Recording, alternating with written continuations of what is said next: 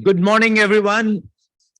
We just have about 3 minutes, a little less than 3 minutes to go.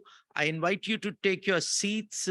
This session is not only here, but also is being broadcast live all over, including on Facebook Live.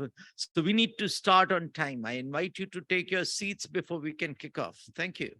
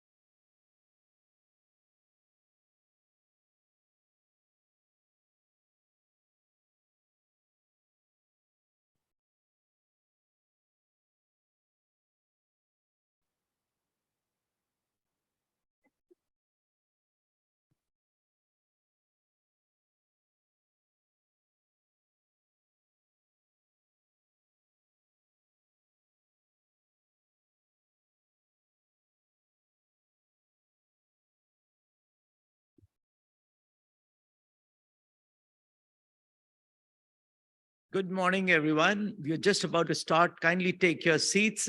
If you have not already done so, kindly put your mobile phones on silent.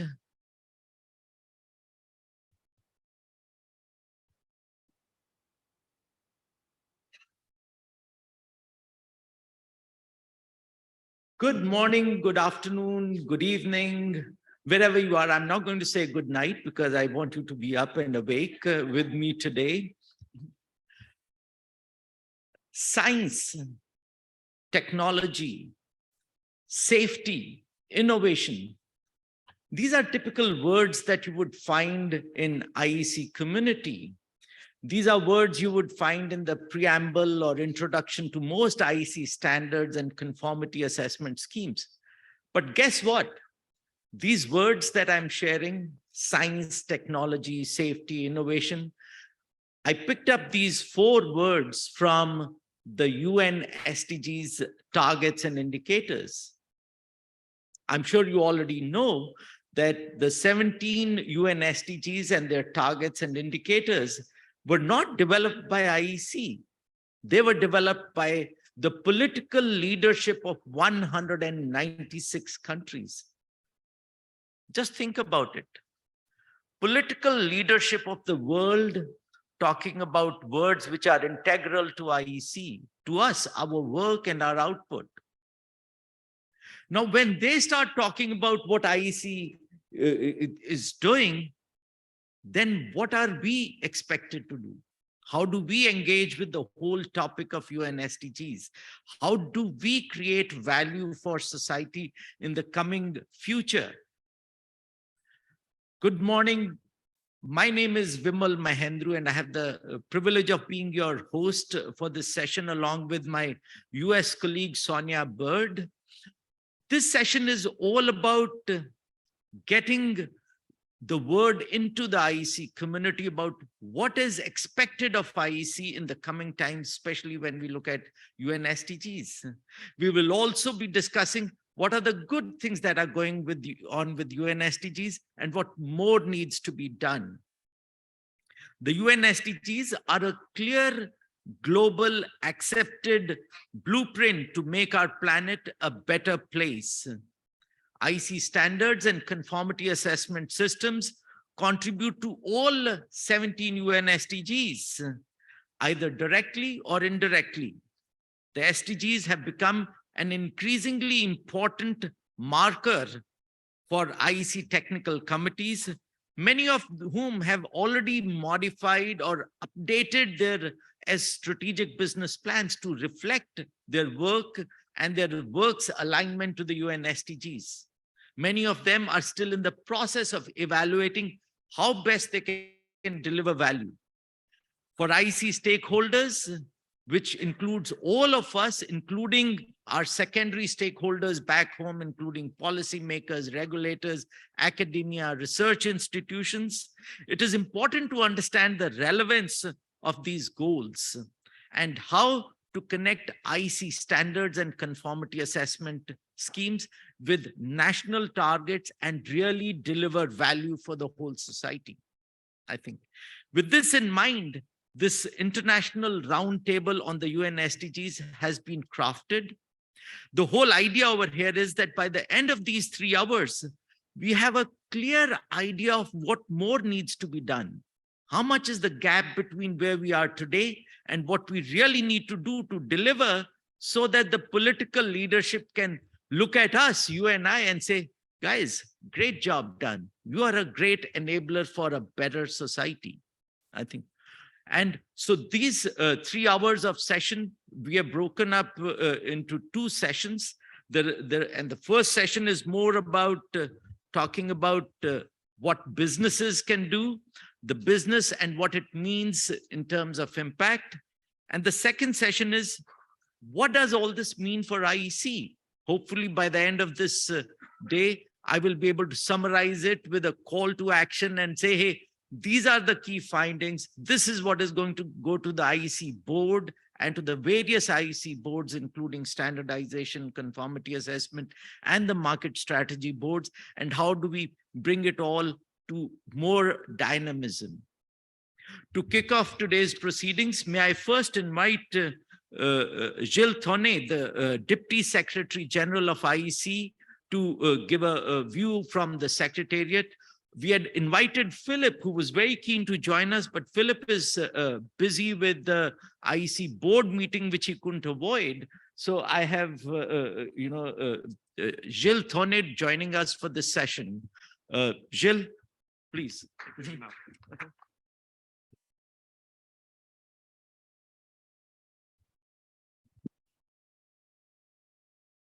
So, dear friends, dear colleagues, good morning. I'm afraid I'm not Philip Metzger, but it's a real pleasure to be here and to kick off this very important event.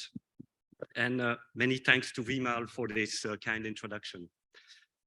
As you know, the United Nations defined the 17 Sustainable Development Goals in 2015 to build a more sustainable and a better world by 2030.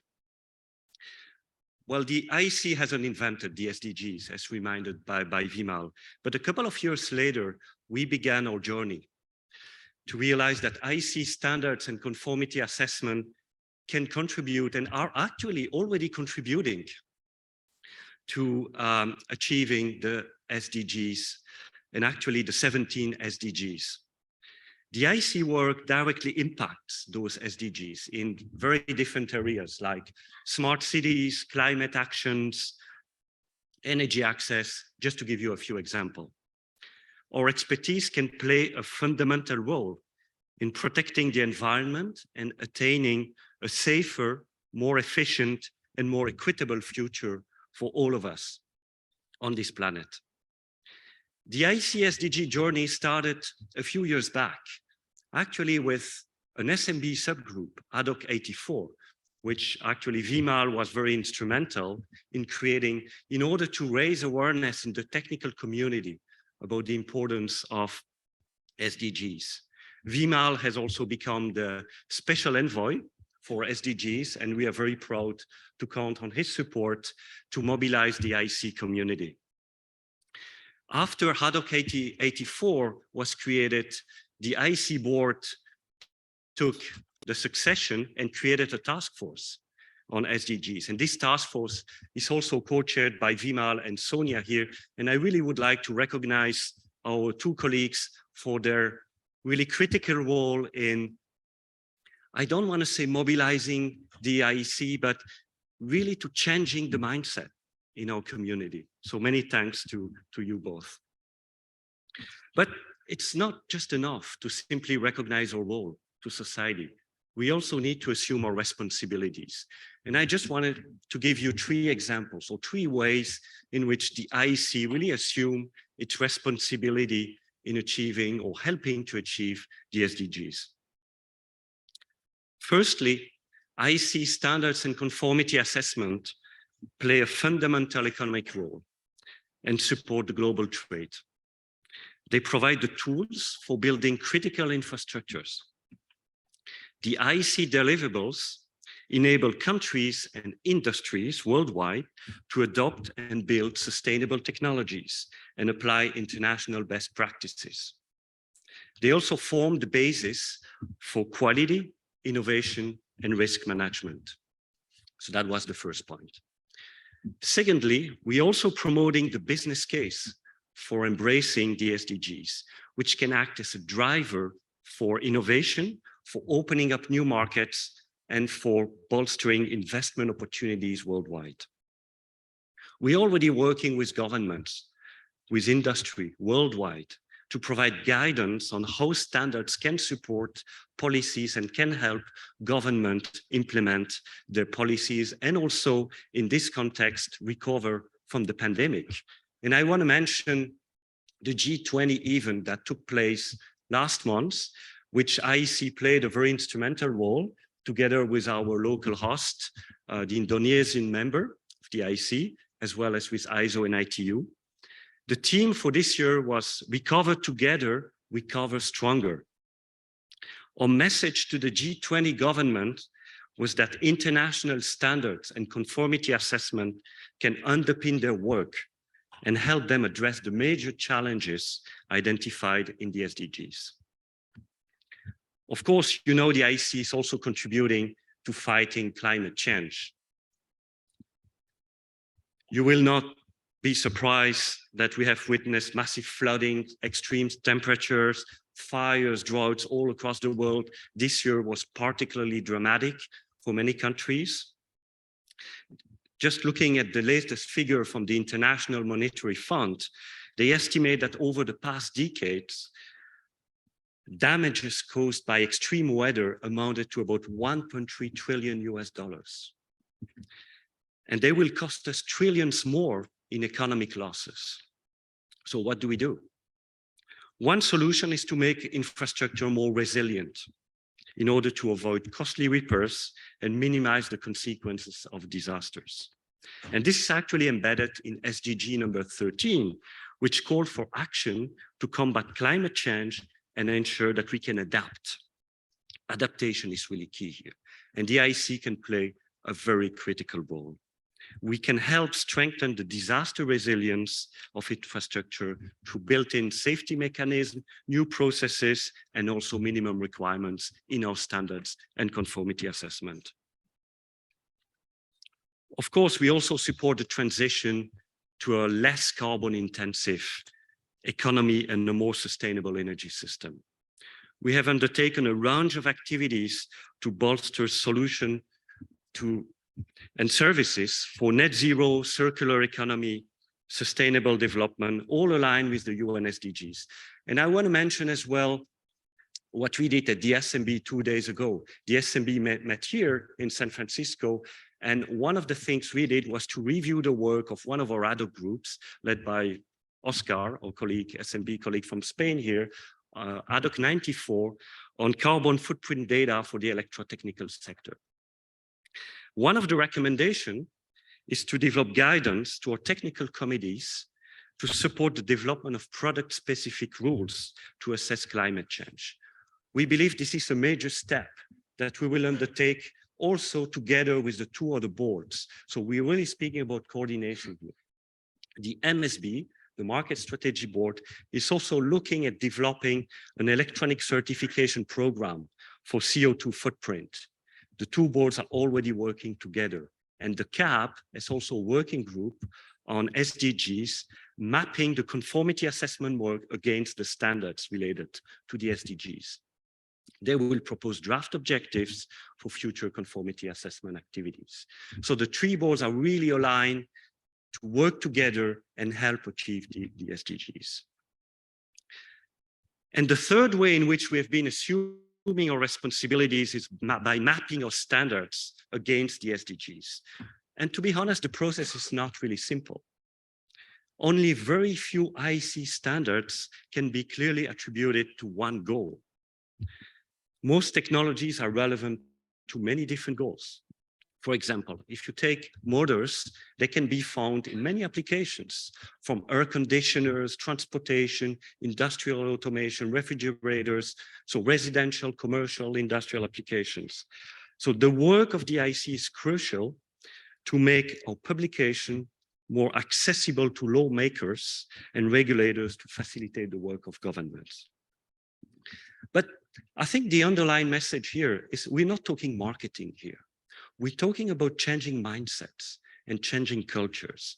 And we believe SDGs are a great tool to help change mindsets. You may know that over the years, the IEC has invested significantly in what we call systems activities. So we want to focus at the bigger picture rather than focusing on just individual parts. We want to break away from silos and promote a more horizontal, what we call the systems approach to standardization. And it's actually no coincidence that our friend Vimal here, who has taken a leading role in the SDGs, is also taking or has taken a leading role in systems committees. So here the dots are connected. So we are acquiring a greater understanding of the many vital ways that we can safeguard the environment and extend prosperity for the entire world. The SDGs are helping us to listen more attentively to policymakers and regulators, as well as to communicate more effectively. So I don't want to speak too long, but I really wanted to give this message that the IEC is fully engaged in, let's say, helping to achieve the SDGs. The Secretariat will take its part to support this initiative. And I really thank in particular Vimal and Sonia for organizing this event. I really look forward to the outcome of your discussion, and thank you for your attention. Thank you.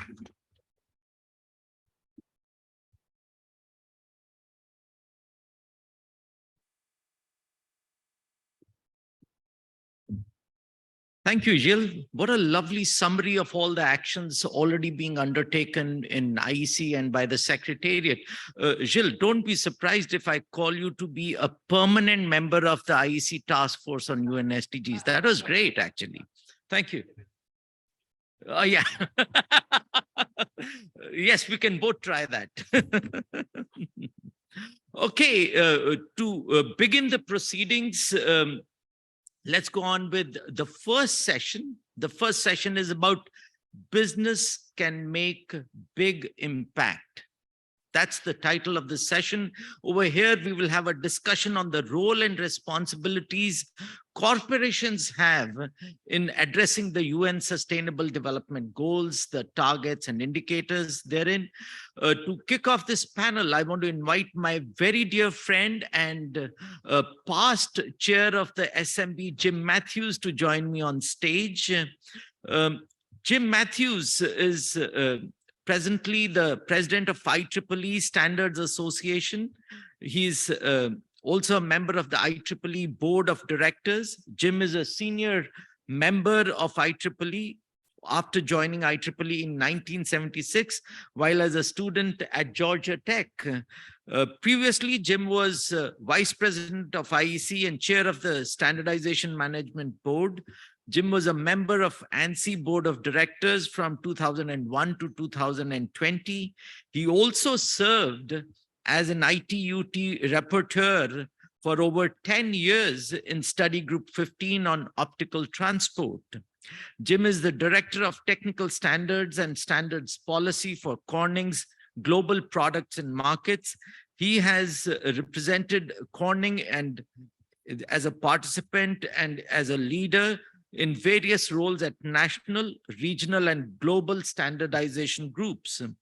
Jim is a graduate of the Georgia Institute of Technology and a member of the Eta Kappa Nu and Tau Beta Pi societies. Welcome, Jim. Just procedurally, please keep your mobile phones silent. For those who are in the room, whenever the moderator would open for a call for questions, there are microphones in the center here. Please come up to the microphone and identify yourself, and the moderator will engage with you. For those who are online, please type your questions in the Q&A section, and someone in the IEC team will be reviewing those questions and bringing them to the moderator. All the questions, regardless how many questions are there, we will try and answer either during the session or after the session online. This session being recorded, it will also be available as a recording through the IEC website for all. With this, please give a round of applause to our dear friend, Jim Matthews here. And over to you, Jim. Thank you. Over to you. Just want to say thank you, Vimal, and thank you, everybody, for the chance to talk about a very important topic today. And our panel will be up here for about an hour or so. We'll take a break. And then the other panel will follow us with a good question and rounds of sessions about how to apply this. So I'm going to bring up our three panelists for today and ask them to come and join on the podium. First one will be AJ Garg. AJ is to the right place. Currently the Senior Manager of Transmission Planning at Hydro One, based out of Toronto, Ontario, Canada. And Hydro One Limited is Ontario's largest electricity transmission and distribution provider, with about 1.5 million valued customers and about 30.4 billion in assets and revenues of approximately 7.2 billion. The Hydro One team of approximately 9,300 skilled employees proudly build and maintain safe and reliable electricity system, which is essential to energizing life for people in the communities across the province of Ontario. In his current role, Mr. Garg is active in the development of standards and also represents Canada on the IEC ACTAD, as well as TC8 and its three subcommittees, SC8A, 8B, and 8C. So AJ, please come up and join us.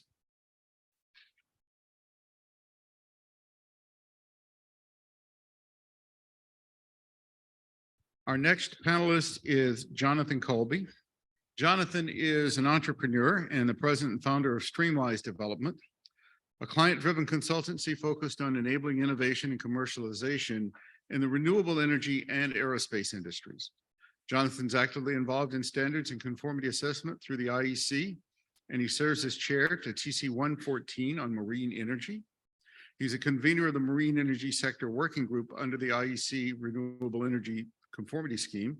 And among other international and national roles, Mr. Colby was awarded the 1906 award for his work with the ICRE in 2015.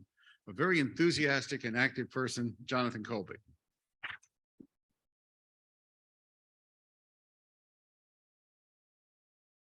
Thank you, Jonathan. Our third panelist this morning is Phil Piquera. Phil is Vice President of Global Standards for UL Standards and Engagement, a not-for-profit standards development organization dedicated to developing standards for safety, security, and sustainability. So he's currently chair of the ANSI Board of Directors in the United States and the former president of the U.S. National Committee to the IEC. He previously served on the IEC Council Board. He's been recognized for his leadership through standards awards that include the Aston Polk International Standards Medal for promoting trade. Phil Piquera.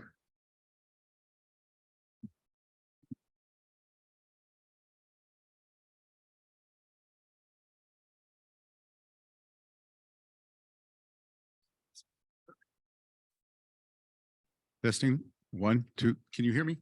Okay, good. Okay. Well, welcome everybody and thank you for your interest.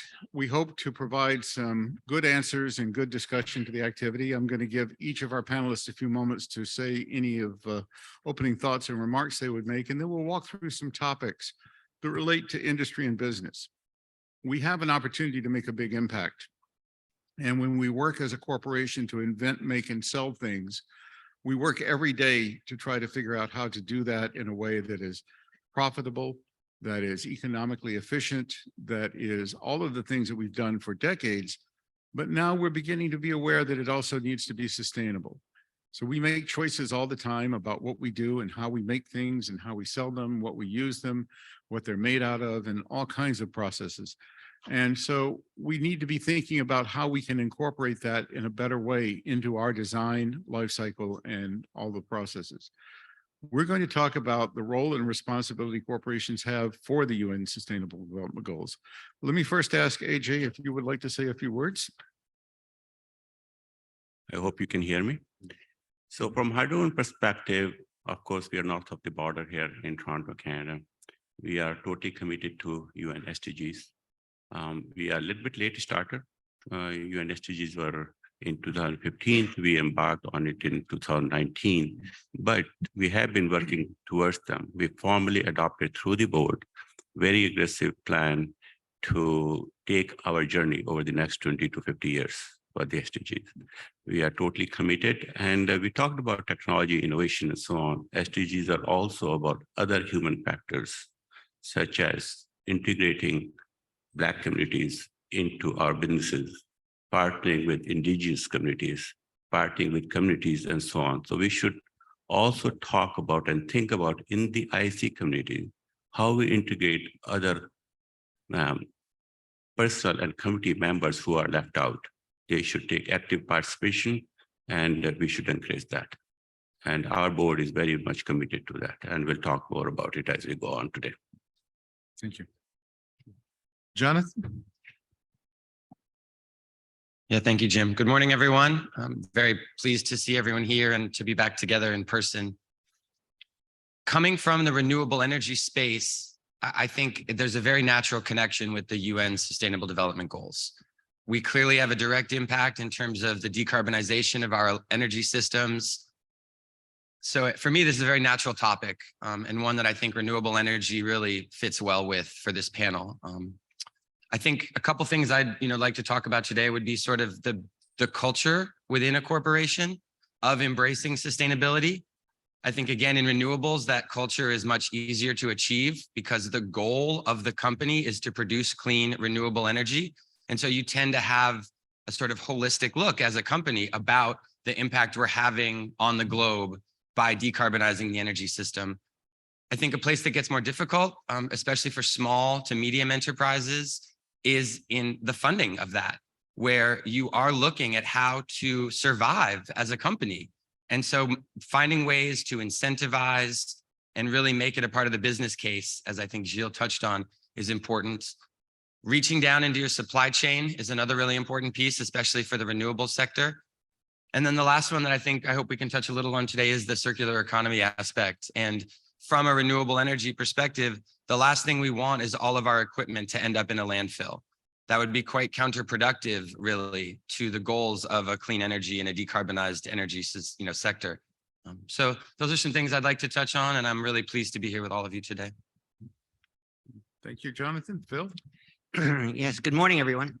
As Jim indicated, my name is Phil Piquera, and I'm the Vice President of Global Standards for UL Standards and Engagement.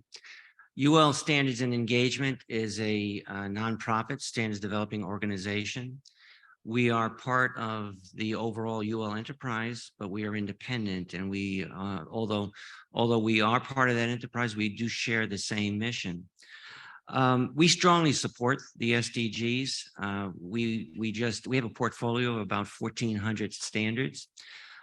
We just released this week a report which assesses the impact of our standards on SDGs.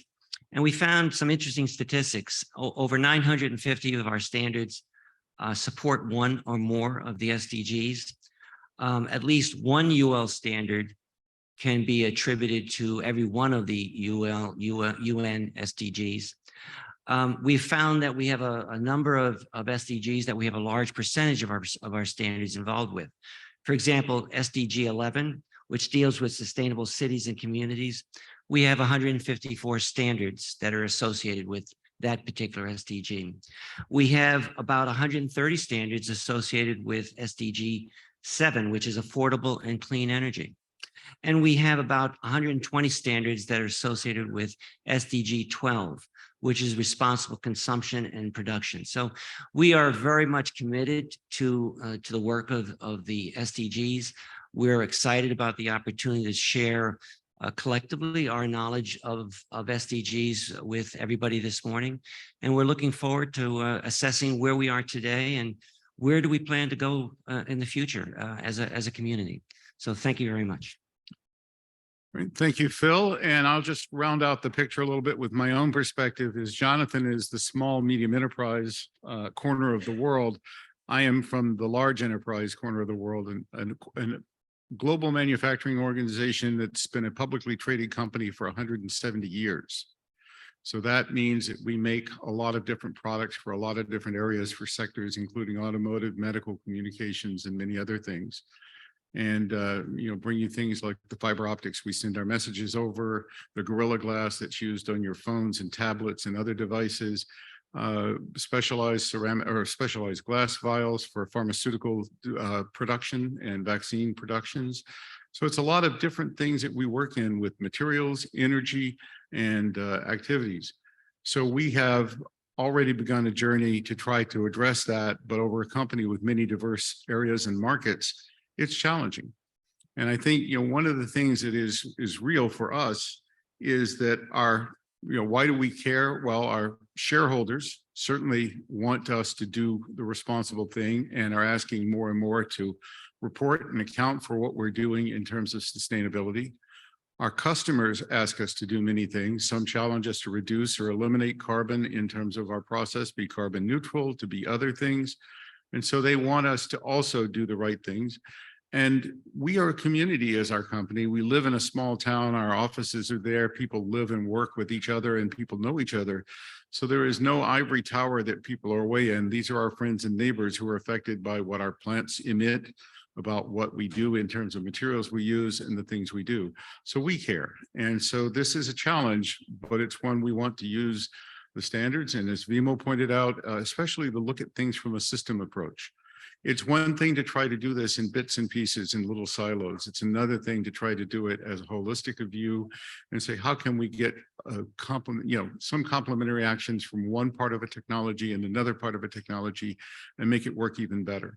So we're looking forward to working towards these goals. We really need the standards that help us to do that. So I'm hoping that the next panel will tell us the path to get there.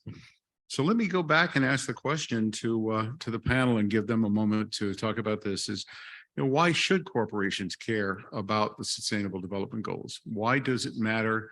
What's really the important thing if it gets in the way of making profits or making market growth? From Hydroven's perspective, I think it's extremely important, and that's why in 2020-21 timeframe, our board adopted the SDGs as a formal document. I'll encourage all of you to go, if you're interested, you can type Hydroven 2021 Sustainability Report. It will give you a comprehensive report, which is almost 80 pages long. And the report itself is not important. I think Jill said it and Phil said it before. Putting a report is fine, but to incorporate that into your decision-making, into your business process is the most important thing. Because you don't want to just do a lip service. You want to be seen how you are incorporating your SDGs into your decision-making process. For example, we have adopted how to integrate, as I mentioned, Black communities or renewable energy as we say, because in the last 1 year, the whole electrification and electricity sector has changed because of energy crisis around the world. And we are aggressively working on that to see how we can harness renewable energy and incorporate that into our system so it can be delivered. On the human front, we have a target which may not be aggressive for some people. For example, we have a target of having 4% of our executive team and board members to be Black. Unfortunately, on that front, we have not succeeded. We are also on the target of having more than 5% Black students or new employees. We are surpassing that. We have a target of having more than 30% female executives and board members. We have surpassed that. So it's a long journey. It's a slow journey sometimes. Sometimes some people may not be happy how the progress is being made, but we are slowly embarking on it. All we are a electricity company. As I mentioned, in the last 12 months, electrification and demand for electricity has increased significantly because of EV or renewable or other aspects that are happening today. And we are spending a significant amount of capital and planning. Other important role is there for electricity company, our infrastructure lasts for more than 50 years. So decisions that we make today are extremely important because that facility is going to serve the communities and industry for the 50 to 100 years. So we cannot be short-sighted to do planning for near-term planning. So those are the challenges that we are working aggressively on those. You want me to go next one? Sure. I'll just repeat whatever you said. Excellent. It's an interesting question. I think you touched on it actually, Jim, when you started, is that for one reason is that the shareholders are demanding it. And I believe we will see that continue to grow, where the consumers, the shareholders, the stakeholders are demanding more from the companies that they purchase or interact with, either in a digital frame or physically buying those products. And I think it would be quite naive of businesses in general to not listen to the market and listen to the consumer. And so by incorporating these SDGs, by embracing them, as Ajay mentioned, I think you are actually listening to the marketplace and you're listening to your shareholders. I also believe that the incorporation and adoption of these SDGs at the corporate level leads to better corporate governance and a more viable long-term plan for any company. And I think that sort of that as I mentioned, the culture of it, bringing a culture to your business, to your company of sustainability is a longer term viable strategy for those companies than quote unquote putting your head in the sand or assuming that this is some short term trend. And I think companies will really suffer in that sort of attitude. At the smaller company level, at the single level, you know, small to medium enterprises, I think it's more driven by the core competency of that company. And so you tend to see that the company, depending on the market that they're in, is focused on certain aspects of the SDGs. You know, for a global company like a Corning, you have that ability to touch nearly every SDG in some way. Whereas the small to medium enterprises are going to more likely be focused in a sort of narrow part of a market. And in that case, they need to identify which SDGs they can actually impact and bring on. So that would be a couple comments I had in there. Thank you, Jonathan. I had jokingly said that I'll just repeat what Jonathan said, and pretty much he and I have the same views. I think that that's always scary when that happens. I think that corporations need to care because we're seeing, and it's no secret, but we're seeing that consumers are beginning to base their buying decisions very much on what I would call corporate citizenship, especially that segment of the market-based young consumers, which are very coveted by corporations. Their decisions are being made more and more on whether a corporation is a good citizen.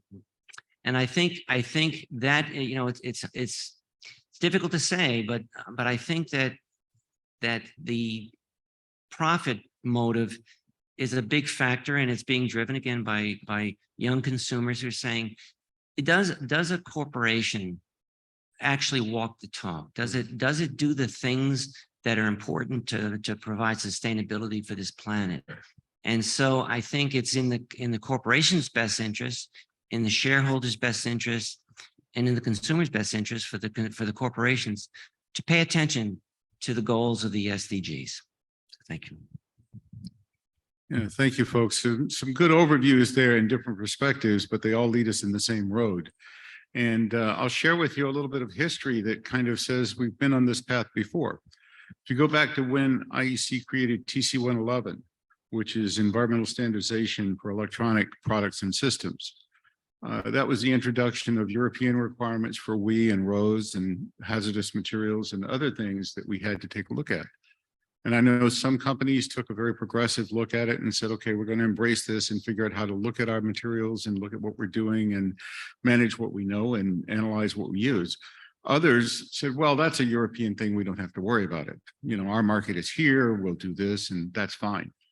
And what quickly happened was it became fully embedded in the supply chain. So if you wanted to buy product and sell product, you had to know your supplier's footprint for hazardous substances. And if you wanted to sell product, you had to be able to provide your customers with that material.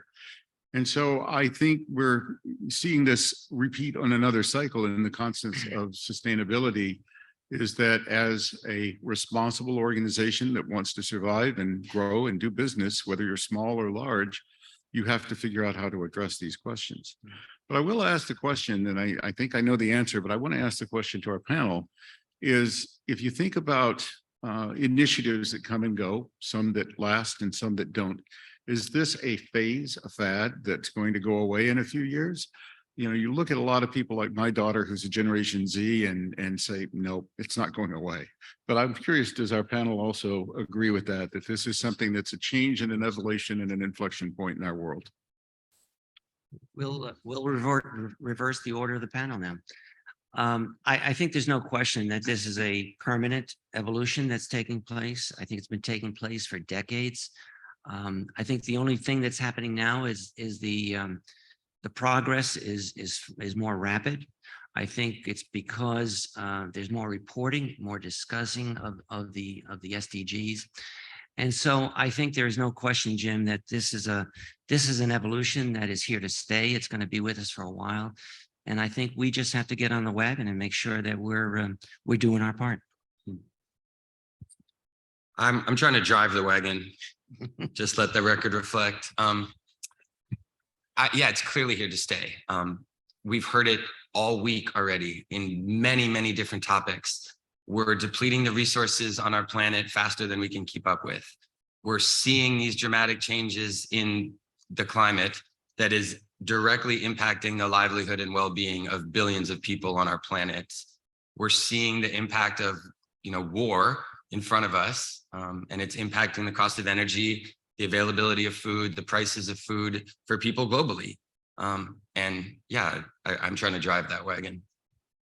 Yeah, I totally agree with that. I think Jim mentioned, even for Hydro One, we are a provincial company. Our territory is limited, but we face a similar thing, Jim, as you mentioned in Corning. We have a city like Toronto, which is probably the 5th largest city in North America. Then we have communities, small communities, which are not even connected to the power grid today. So you'll be surprised. We serve them with the diesel generators. So you can see the footprint that we have. In between that footprint, we have different communities that they have different challenges.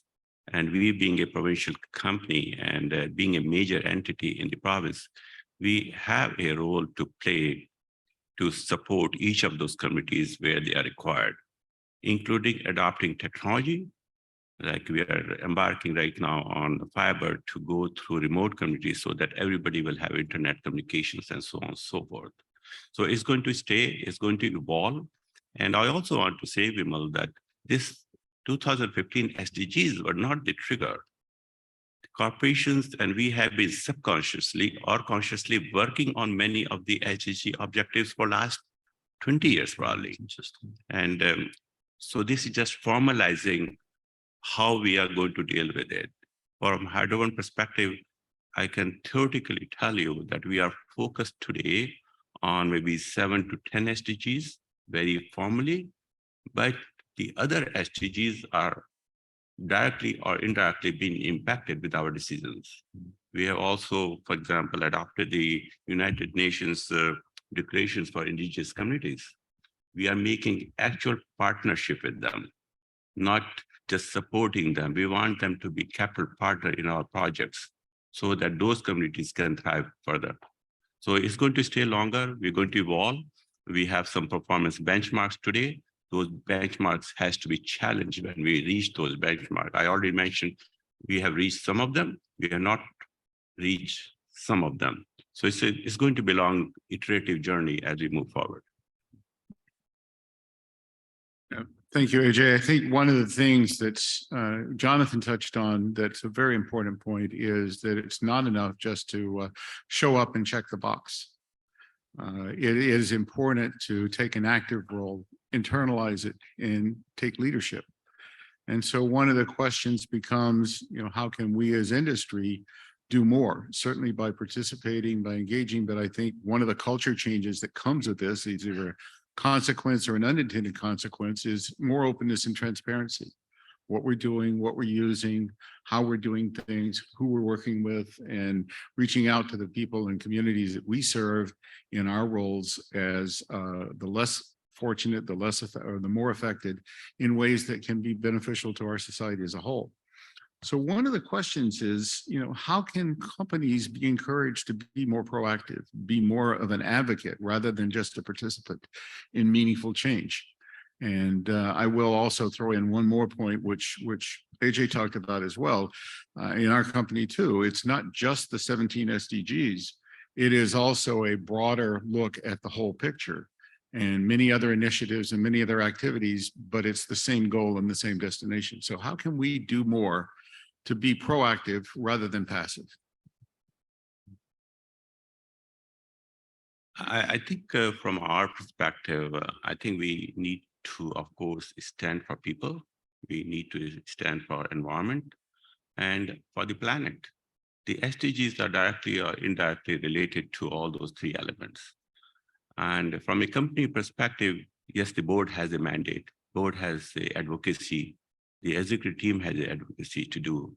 It needs to be shrined in the business planning processes, the decision-making that we do. More importantly, I think it's up to each one of us in this room, each one of us at the company level, large or small, as you mentioned, by education. It will take some education so that each one of us thrive for that.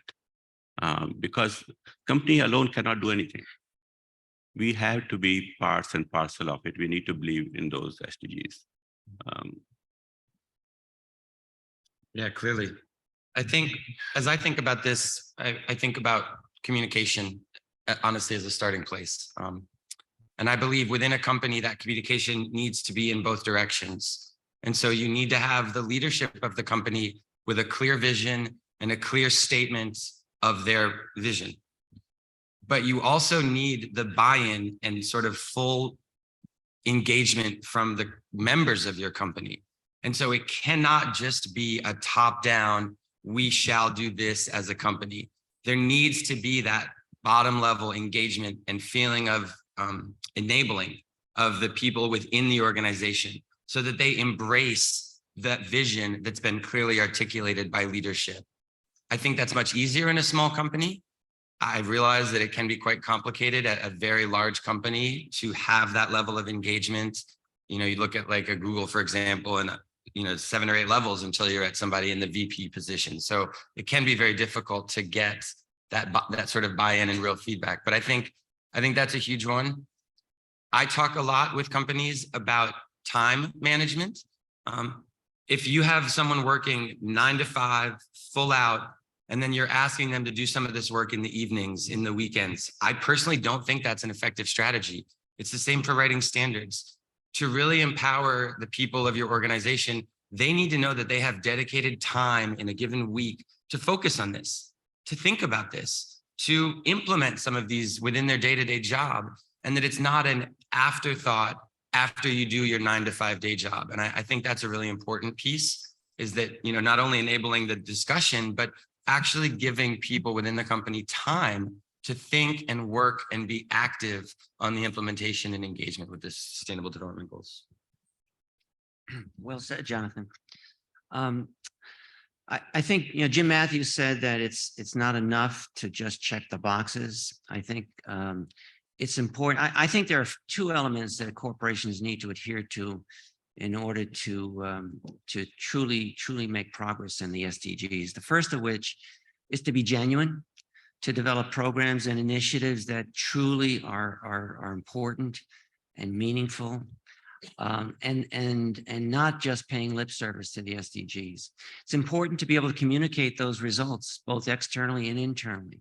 It's important for corporations to be able to demonstrate to their internal stakeholders and their external stakeholders that they are indeed making progress in the work towards the SDGs. So I think in summary, that's what I think the most important things that corporations need to do. Number one, be genuine. And number two, communicate those results. You all touched on a very important thread there that I think is really essential. One of the questions that does come up, and I'm going to ask you to talk about the other side of the coin. If you think about, in my company, at least my CEO does take this seriously. There are people, there are resources. It's now embedded into our objectives. We are accountable for some of the progress we have to make in terms of sustainability and the sustainable goals. So it is real because there's real resources, and it's not something he will forget about and come back and ask again in a year. When you see him in the hallways, he asks. So it's something that's important and internalized. But what about companies that do try to take an approach that is what's called greenwashing, where they go and make a good appearance at doing this? It's a PR report, it's a nice glossy brochure, it's other things, but it's not substantive.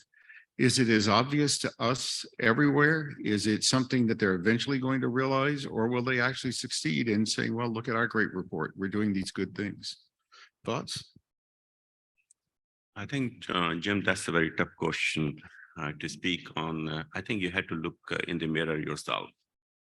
And you need to let the stakeholder decide how you appear in that mirror. It's not your decision. So I would say that the external stakeholders, the internal stakeholders, internal means selling it to the ideas to the employees, selling the ideas outside to the people that are being affected with those decisions that you take. They are the actual test of your. I can tell you my personal experience in that area is we are an infrastructure company. We provide electricity. We build a lot of transmission line. It got affected. Communities, some communities don't want lines in their backyard and so on and so forth. The global warming is happening. We like it or not. People who are in the electricity company who are probably present here may want to pay attention to this. Our equipment runs on the basis of the temperature. It gets derated when the global temperature goes up. We have taken, and I don't want to give kudos to me, I have taken this personally in the company as a transmission planning manager. We raised the temperature for planning by 5 degrees because, and what it results into derating many of our equipment significantly. That was a tedious exercise to sell not only internally, but also the external stakeholders. Our regulators, we are a regulated company. But we were ultimately able to show them with diligence, assessments, and records that if we don't make the decisions today, I won't be able to make the decision tomorrow because it's going to be even harder. When my equipment is already rated and loaded beyond the rating, I will not be able to do anything tomorrow. It will be a nightmare. So these are the tough decisions. These are also, one could call unproductive for a corporation because it's going to cost money. But the bottom line is you have to do your homework. You have to have communication. You have to sell. I tell my staff, a good idea is only worth on a piece of paper, but if you cannot market that idea, it's not worth it. So we have to take those actions. Yeah, I'm going to take a different track, which I think is good. Gilles actually touched on some of it, and it relates to third-party verification and conformity assessment. And I believe this is an area where the IEC can take real meaningful action. And I know it is already. I had the pleasure of working with Oscar on the ad hoc group 94. We're looking at certification schemes for greenhouse gas quantification, for carbon footprint. We're looking at standards around material efficiency. And I honestly, I think one of the best ways to avoid greenwashing is to start and encourage the development of a stamp or some kind of third-party verification of these claims that companies are making. I think there are some very good examples. The LEED initiative, which I know is US, maybe globally, I'm not exactly sure, but it's in energy efficient design in buildings. and buildings stamp on their building what level of LEED they reached. In the US, we have an Energy Star program where appliances are given an energy rating. New York City, a place I'm fond of, they rate their building efficiency. When you walk in the building, there's a rating, and you live in a D-rated building, you walk in every day and you feel bad about it. You're like, my building is just wasting energy, right? So you can choose as a consumer to move to a building that has a much higher energy rating. You can choose as a consumer to purchase an electronic product that has a higher energy efficiency, energy performance. And so I do believe that some of that greenwashing can be resolved when third parties are involved to validate the claims that these corporations are making regarding whether it's their governance, their environmental footprint, their energy policy, et cetera. And I think the IEC is starting to work on it. There's a lot to do. And we want to make sure, I believe, that the IEC is ahead of that before we have different systems in different countries. And so one company's stamp in one country doesn't have any market relevance in another country. And especially with the globalization of companies and the sort of market in general, having that transferable product that shows compliance and can be independently verified, I think will really help get rid of some of that greenwashing in the marketplace. I think my answer to this question is really the flip side of the coin. It's the opposite of what I just talked about on the previous question. I indicated that in order for a corporation to be successful, they needed to have a genuine program. So on the other hand, if corporations don't establish genuine programs, if their results are somewhat, I would call them fluffy, if they're not supported throughout the entire organization from top to bottom. Jim indicated that his CEO at Corning believes strongly in the SDGs. And you need to have that type of leadership at the top that says, this is an important prerogative of our company, and it has to be driven all the way through the rest of the organization. Jonathan talked about the fact that resources are critical. If you don't put the resources into this, it's clear that you're really not serious about adhering to the SDGs and making progress there. So I think that's if a company wants to appear to be genuine, but they don't do those kind of things, it won't be very long before it's recognized by their stakeholders that they're not really serious about it. So thank you. Well, thank you, Phil, and thank you, everybody. I think that's the message for our next panel as well, as they talk about what does it mean for the IEC. Because there are some great opportunities, and we need to figure out how together to both seize on those and move quickly. And it is a global solution that's needed. It's not a regional or a local one. And we'll all be better served if we can make progress in the IEC work. One of the questions, there's so many dimensions to this in terms of what we do as companies and organizations and industries. We talk about, I'm going to go through about 4 different things, but the first one is our product itself, the life cycle. So we take a choice when we design a product. We take a choice when we use materials that go into that product. We take a choice when what happens to that product at the end. As we said at the beginning, having everything wind up in the landfill is a fail. If we don't find a way to reuse, repurpose, or recover some of the materials from that work, and then put it back into the circular economy, that's not a good thing. So what can we do to be more conscious of and actively design that? Thoughts?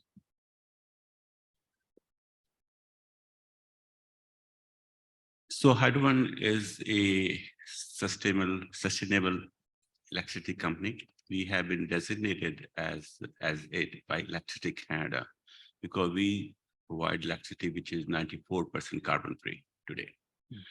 And the 6% that we are embarking on, we are working closely with the IEC technical committees.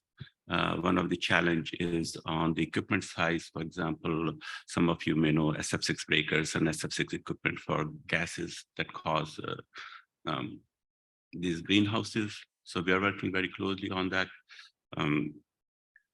So my thoughts on that is, again, the other part that I've already mentioned, that the decisions that we make today, and many of us that do, our infrastructure lasts for 50 to 100 years, or sometimes in perpetuity. So So the life cycle cost and decisions today are so important. From a planning perspective, I would say this is a daily exercise for me for every project. What should we do? Then we have to balance the cost, the money that is available to you, the technology that is available to you, and that is evolving. So that's a Jim, is a dynamic, real exercise that we have to harp on. And this is on the technical side. Again, on the human side, also same thing. I touch again and again, go back to the human side, integrating more minority communities into our businesses, educate them, make them partner, because unless we do that, unless we grow with people on this planet, I don't think a sustainable development will be achieved. We need to integrate everything into our decision making. Sure. I think that it's important for corporations to recognize when they're designing products that it's more than achieving market-driven results and getting the product out the door. There needs to be a concern about what happens in that overall product life cycle. What happens to the product at the end of its life? What do you do with it? At the risk of offering a shameless plug, we at UL Standards and Engagement have developed a document called UL 3600. And no, Jonathan, I'm not selling them out the door yet. But the UL 3600 is a document dealing with the circular economy. It provides guidelines and frameworks for how a product ought to be considered throughout its entire lifespan. And so I think those kind of frameworks are important for corporations to consider. When you get involved on a design project, you need to look at it, not just what are your KPIs for your marketeers, but what happens at the end of the life cycle. Yeah, I'll pick up on that. I think Ajay and I have a nice sort of connection, because I also am coming from the energy sector, and in the energy sector, and in particular the utility scale market, it's a race for the bottom in terms of the cost of every electron that you produce. And traditionally, and I would say historically, the products are very long lasting in deployments. Power plants are decades, transmission infrastructure decades. And so there had maybe previously been less attention paid to that entire life cycle analysis. And we're seeing in the renewable space, in particular, a real rethinking of that from a design perspective. And we touched on at the affiliates forum, and I led with it. Wind turbine blades are one significant example where there is a massive influx of these fiberglass blades arriving into landfills at the end of life of these wind turbines. And so finally, the industry is starting to look at recyclable epoxy resins that can be melted down at the end of a wind turbine's life and reused for the next round of blades or in other purposes industrially. And so I think that circular economy concept is really gaining traction. Certainly in the renewable space, we're seeing a lot more consideration of the end of life of these products. As Ajay also mentioned, we are seeing this attempt to sort of extend the life of assets that are in situ. And I think that's also an important piece.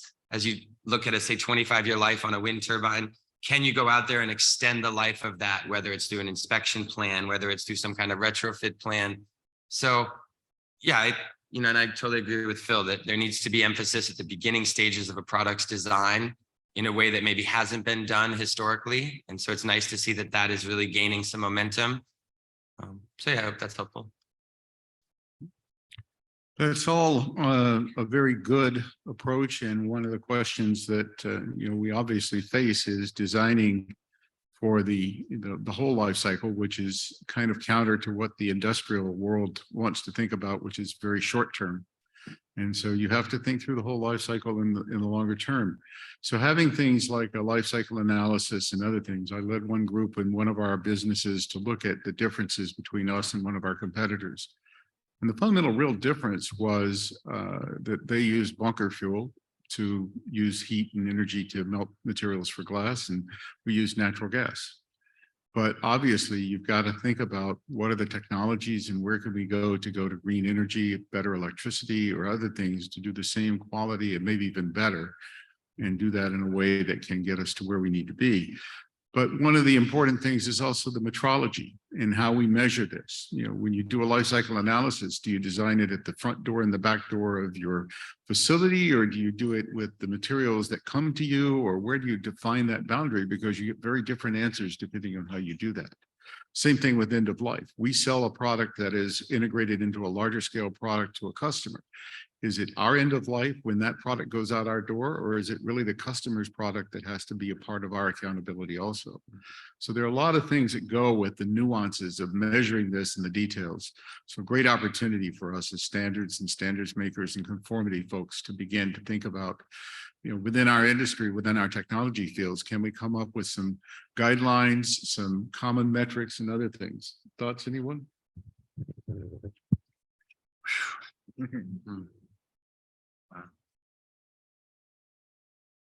Yeah, I mean, I still right away go back to what Jill touched on, in fact, around some of this product specific category work that needs to happen.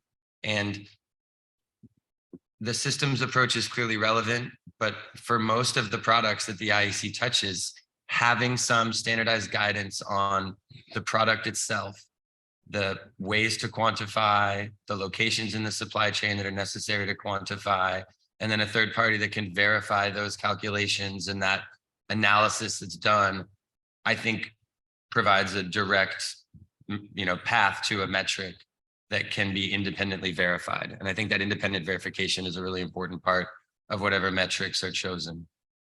I think the important part again is, I think I will go back a little bit to the previous question about corporations putting a lip service or not doing something.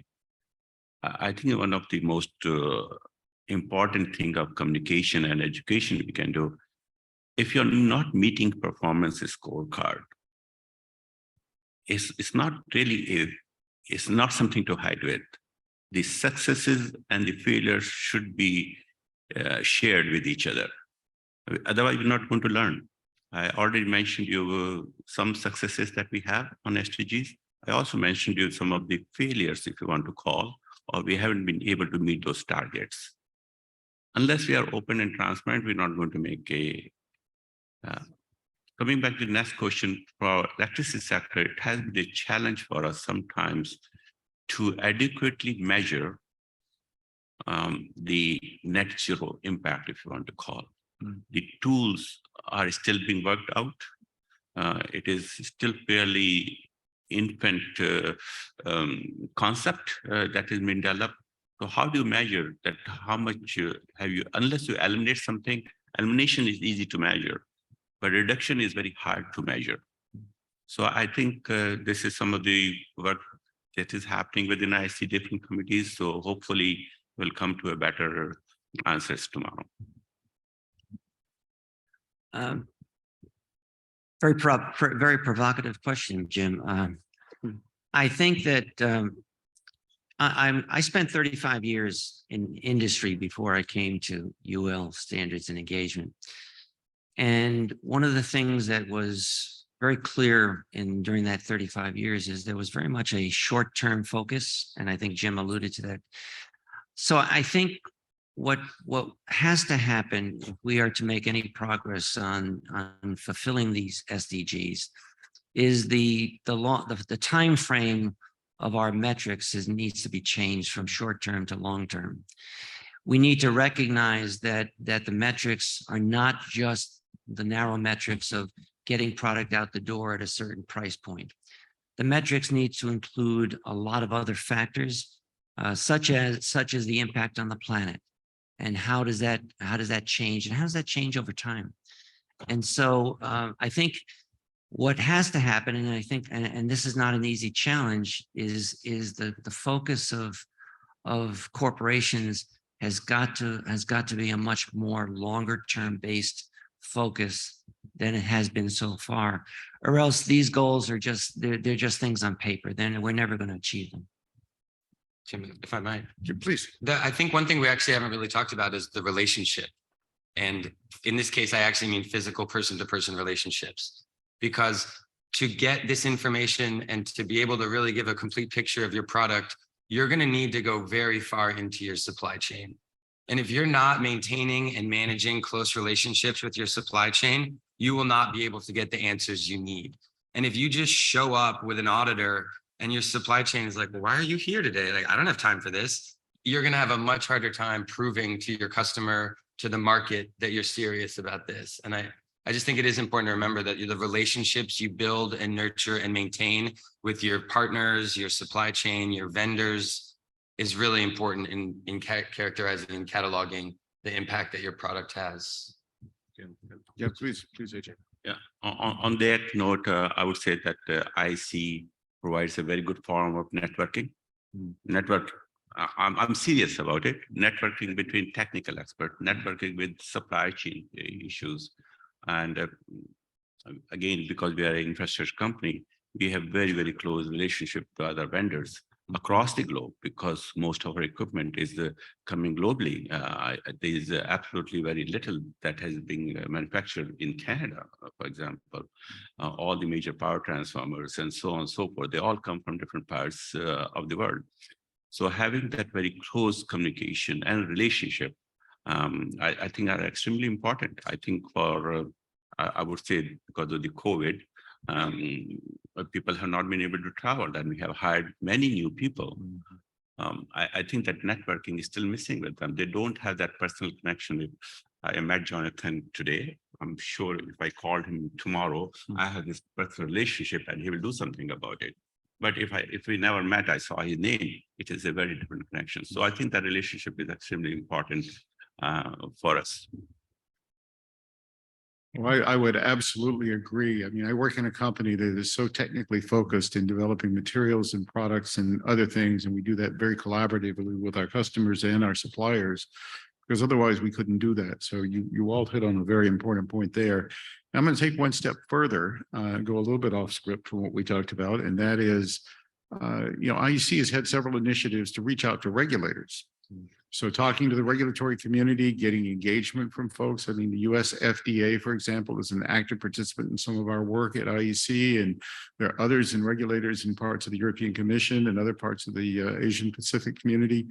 So having regulators be part of that key to drive towards a longer term focus, how can we do more to do that? Because that sounds like all good standards, we need a big table with everybody and every voice at the table. So you're going to start this? Absolutely, absolutely, Jim. I think it's a little bit like motherhood. I think you want to have as many people at the table as you possibly can. You know, when we develop standards at UL, we follow a consensus process, and part of that consensus process requires that our standards panels have representatives from producers, from regulators, from academia, from government, from supply chain, etc. Because every one of those stakeholders has a role to play in the development of the standard. In the same way, every one of those stakeholders has a role to play in the fulfillment of the SDGs. And so I think it's not just reaching out to the regulators but I think that's an important element, Jim. But I think we need to be able to reach out to every other element of that chain. Again, it's not just producers, it's not just regulators, but it's government, it's academia. They're all part of the solution. Yeah, this is an interesting topic for me. Again, coming from the energy sector, where the regulatory frameworks are critical for the success of your technology or your project. I would say one piece of advice maybe, or just thought that we've found to be successful, is enabling the regulators to participate by streamlining the process as much as possible. So whether that's going to the city or location where the regulators are and hosting the meeting physically in their backyard, so that you reduce travel barriers, you reduce, time that it takes to do that work. Now that we're in this kind of post-COVID hybrid world, I think utilizing digital tools to enable regulators who are quite busy and have very strict mandates of what they can and can't do, more access to the process through a Zoom link, like I said, holding meetings in their backyard. I think there's another area where outreach, whether it's through a trade association, through a regional organization, to educate the regulator about what's going on so that they feel more empowered when they come to participate. Because, you know, they're not maybe technical experts in this one standard that you're writing, but the one standard you're writing is going to impact the success of your project in their market. And so the more you can educate them and the easier you can make it for them to participate, I think the more luck you're going to have in getting them involved, but also having meaningful involvement. Yeah, Hydro One is a regulated company. So I would say my 40% of my time is spent talking to the regulator. If not more, I'm not kidding about it, right? And I think in last 25 years, I've seen a major shift that the regulator today is much better educated.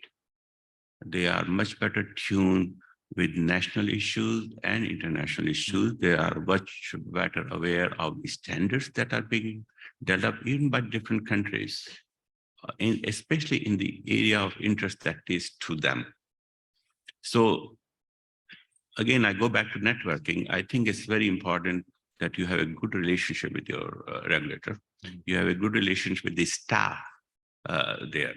So if you have that good relationship, I think you are 2 steps ahead then. So my focus is always that we have a continuous dialogue with them, keep them abreast, keep it open. I think regulators are generally there to listen to you if you do your homework and talk to them.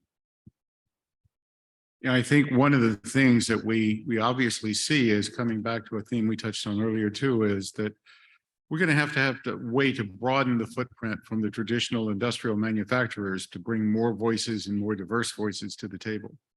And so working from there, I see Vimal at the microphone, so he must have something from the web in terms of a question.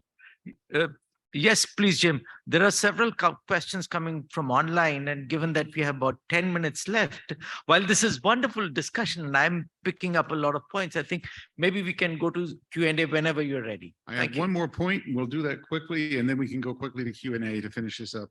So we talked about our products and our processes for making things as manufacturers, you know, using gas or other carbon fuels to heat things and melt things, using SF6 in the electricity sector and other things. What about our operations side? I will give you the example of ANSI, the American National Standards Institute, had to renew leases a few years ago on their major offices in New York City and in Washington, D.C. So part of that became the realization that, guess what? 100% of ANSI staff uses public transport to get to work in both DC and New York. So, you know, what are we thinking about as corporations about our staff and their commute and working remotely? What are we thinking about our facilities? IEEE has solar panels on the roof of the facility in its headquarters, you know, green roofs, painted pavement with lighter colors to reduce solar heating. So what are we thinking about in terms of our staff, our people, our resources we use to actually run our operations? So just a very quick thought from anyone for there. I think the last 2 years have changed the mindset of corporations and individuals and managers, myself included. I could never have imagined that I can work remotely or my staff could work remotely. And I would say that staff has been more engaged, more productive, and more available to you to do things when they are. So based on that, I think corporations are also taking actions. I think the world is still evolving in that direction. For example, we are fully working remotely. Now we are working 2 days a week. I think that trend will continue. That will help employees and staff for commute, especially in a city like Toronto and other metropolitans. Some people will travel 2 hours one way. So it's 4 hours of very unproductive and tiring exercise. So I think corporations are moving in that direction, Jim, and I think that is going to be a new norm. Small corporation. Yeah, it kind of actually goes back to something Phil said, whether it's walk the walk, talk the talk, put your money where your mouth is. I see that as where the operations side really falls. Very tangible things, as you described some of them. paying a slight surcharge to ensure that 100% of the electricity that your office is using is coming from renewable energy sources or from lower carbon sources, upgrading the infrastructure of your lighting system, updating the infrastructure of your heating and air conditioning, moving towards some of the smarter electronics that have power save modes automatically.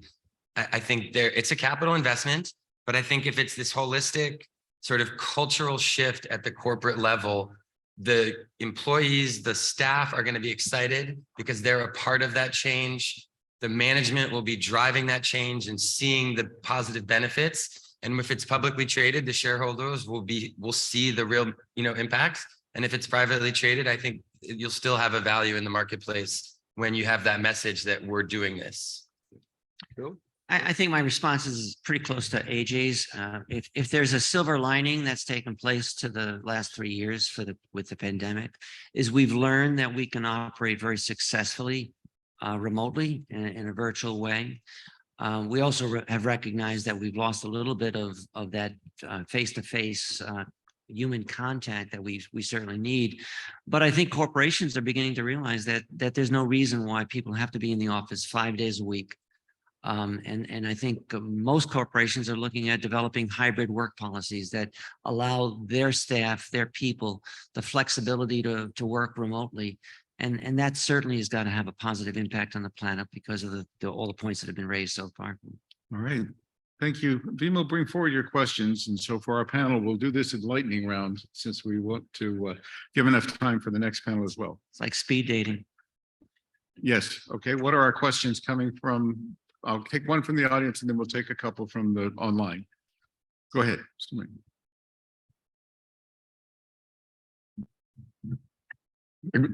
Good morning. Thanks a lot for such an elaborate discussion on very, very critical points. I have two quick observations.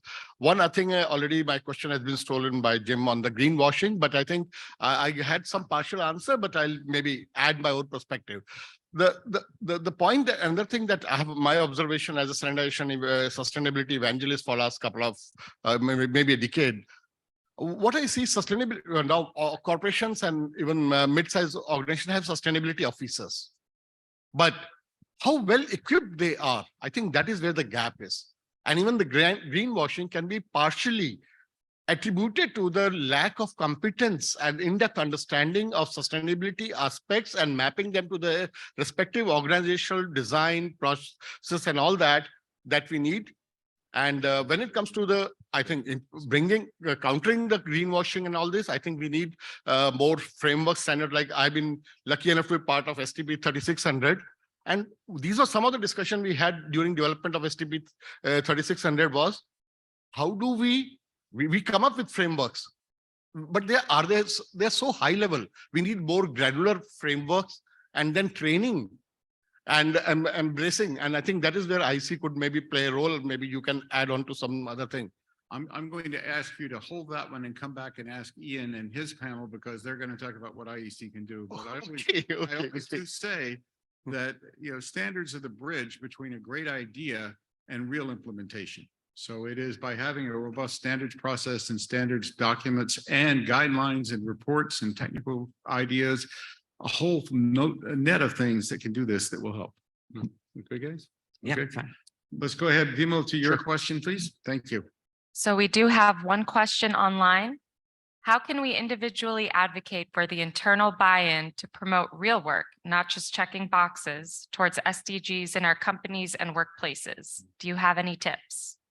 I think it goes back to some of our discussion about what's genuine versus what's fluff. And, we as employees, often it's the employees who make significant change within companies and organizations, but it's also the shareholders and it's also the customers. So all three of those dimensions, as we play different roles in our communities, who we buy from, what we use, the packaging, the process, the materials, we have a responsibility to ask questions. Any other thoughts?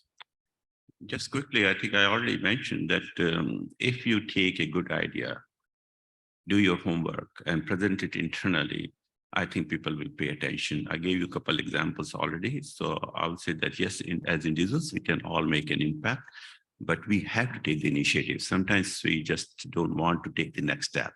We just want process to make it happen. If somebody pushes you back, we just pushed back. No, you just need to be persistent. Any other comments? No, I think that's fine.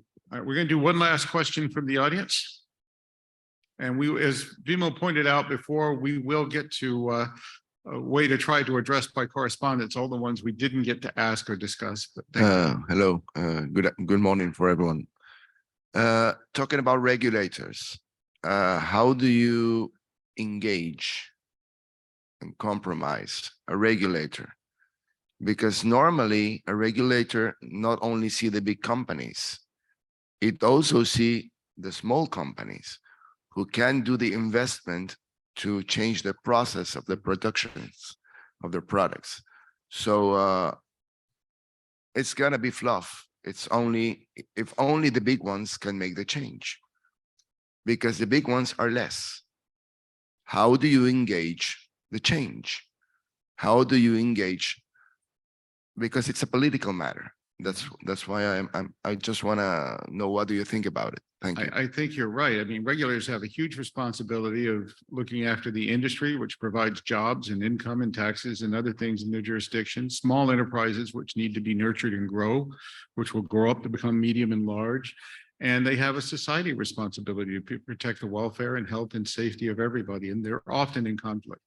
So I think, you know, my personal experience has been, when you have a standards group that involves a regulator, they're very eager to be an active part of the discussion and be a part of what is being done and why and how compromises are made in the consensus process of the standard. So that's part of that, is having them in that process so they know and understand and actually buy into the agreements that made in the standard to go to that in the trade-off.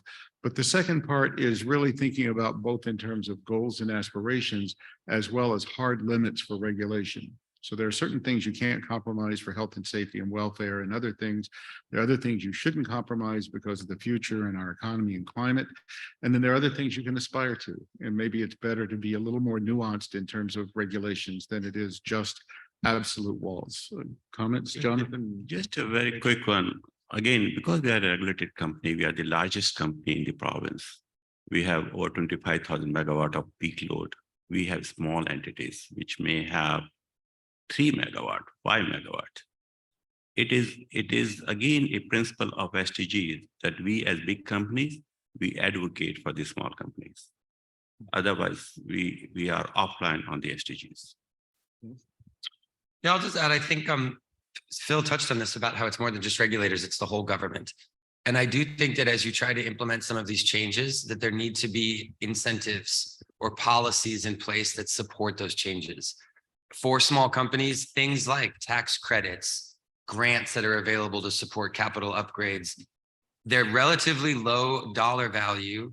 They can have significant impact on small to medium-sized enterprises, and they can act as a collaboration to move companies in the direction that you're looking for. So it's not just driven by the regulations. It can also be enabled and supported by some of the economic and political infrastructure that can move companies in that direction. I think my fellow panelists have answered the question pretty well. There's an expression in the US that says it takes a village. I think that, and I spoke earlier about a standards consensus process that includes all of the major stakeholders. And so I think regulators need to be at that table. They need to be part of the conversation. They need to understand the framework of where the world is going. And it's probably a slow process, but I think it's one that has to be done. Hey, thank you. I see Vimal is giving us the hook. We're not going to get our second hour of the panel to do this.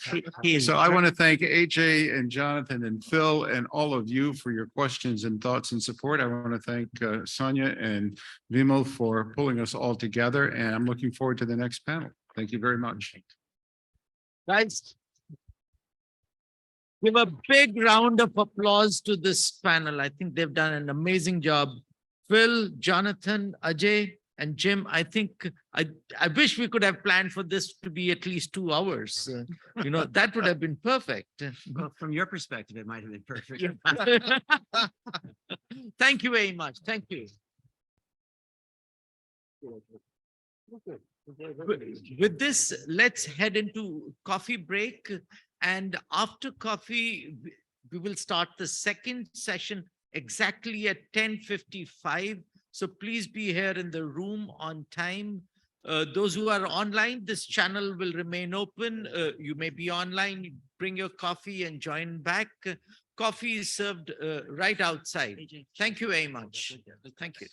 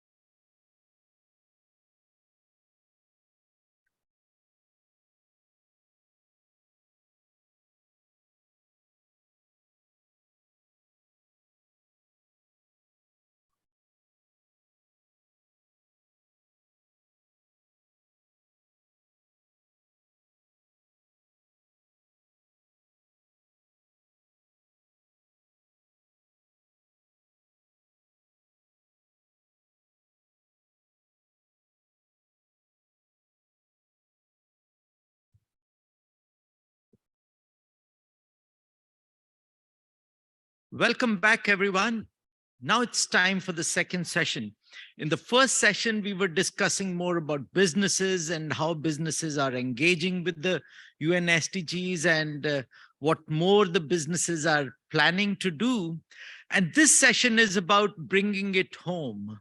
It's about listening in and saying, what do you expect IEC to do with all this? How do we connect IEC with this work? How do we bring it to influence IE standards, conformity assessment programs, and perhaps other activities that we could start to enable the global community to address UN SDGs better. So for this session, the session title is, what does it mean for IEC in terms of our products, services, presence, communication, training? It could be anything, but what does it mean for IEC? And here we will have a discussion on the importance of standards and conformity assessment in addressing UN SDGs, targets, and indicators. And I'm absolutely thrilled to introduce the session moderator, my very dear friend and colleague on the IEC Business Advisory Committee and on the IEC SMB, Karine Riley-Takos. Karine, please join me here. Karine is the General Manager of Operations at Standards Australia. She leads the organization's standardization, publishing, technology, and data functions. She is a member of the Australian National Committee of the IEC and is having lots of roles in the international standardization community. With this, I hand over to you, Karine. Thank you very much.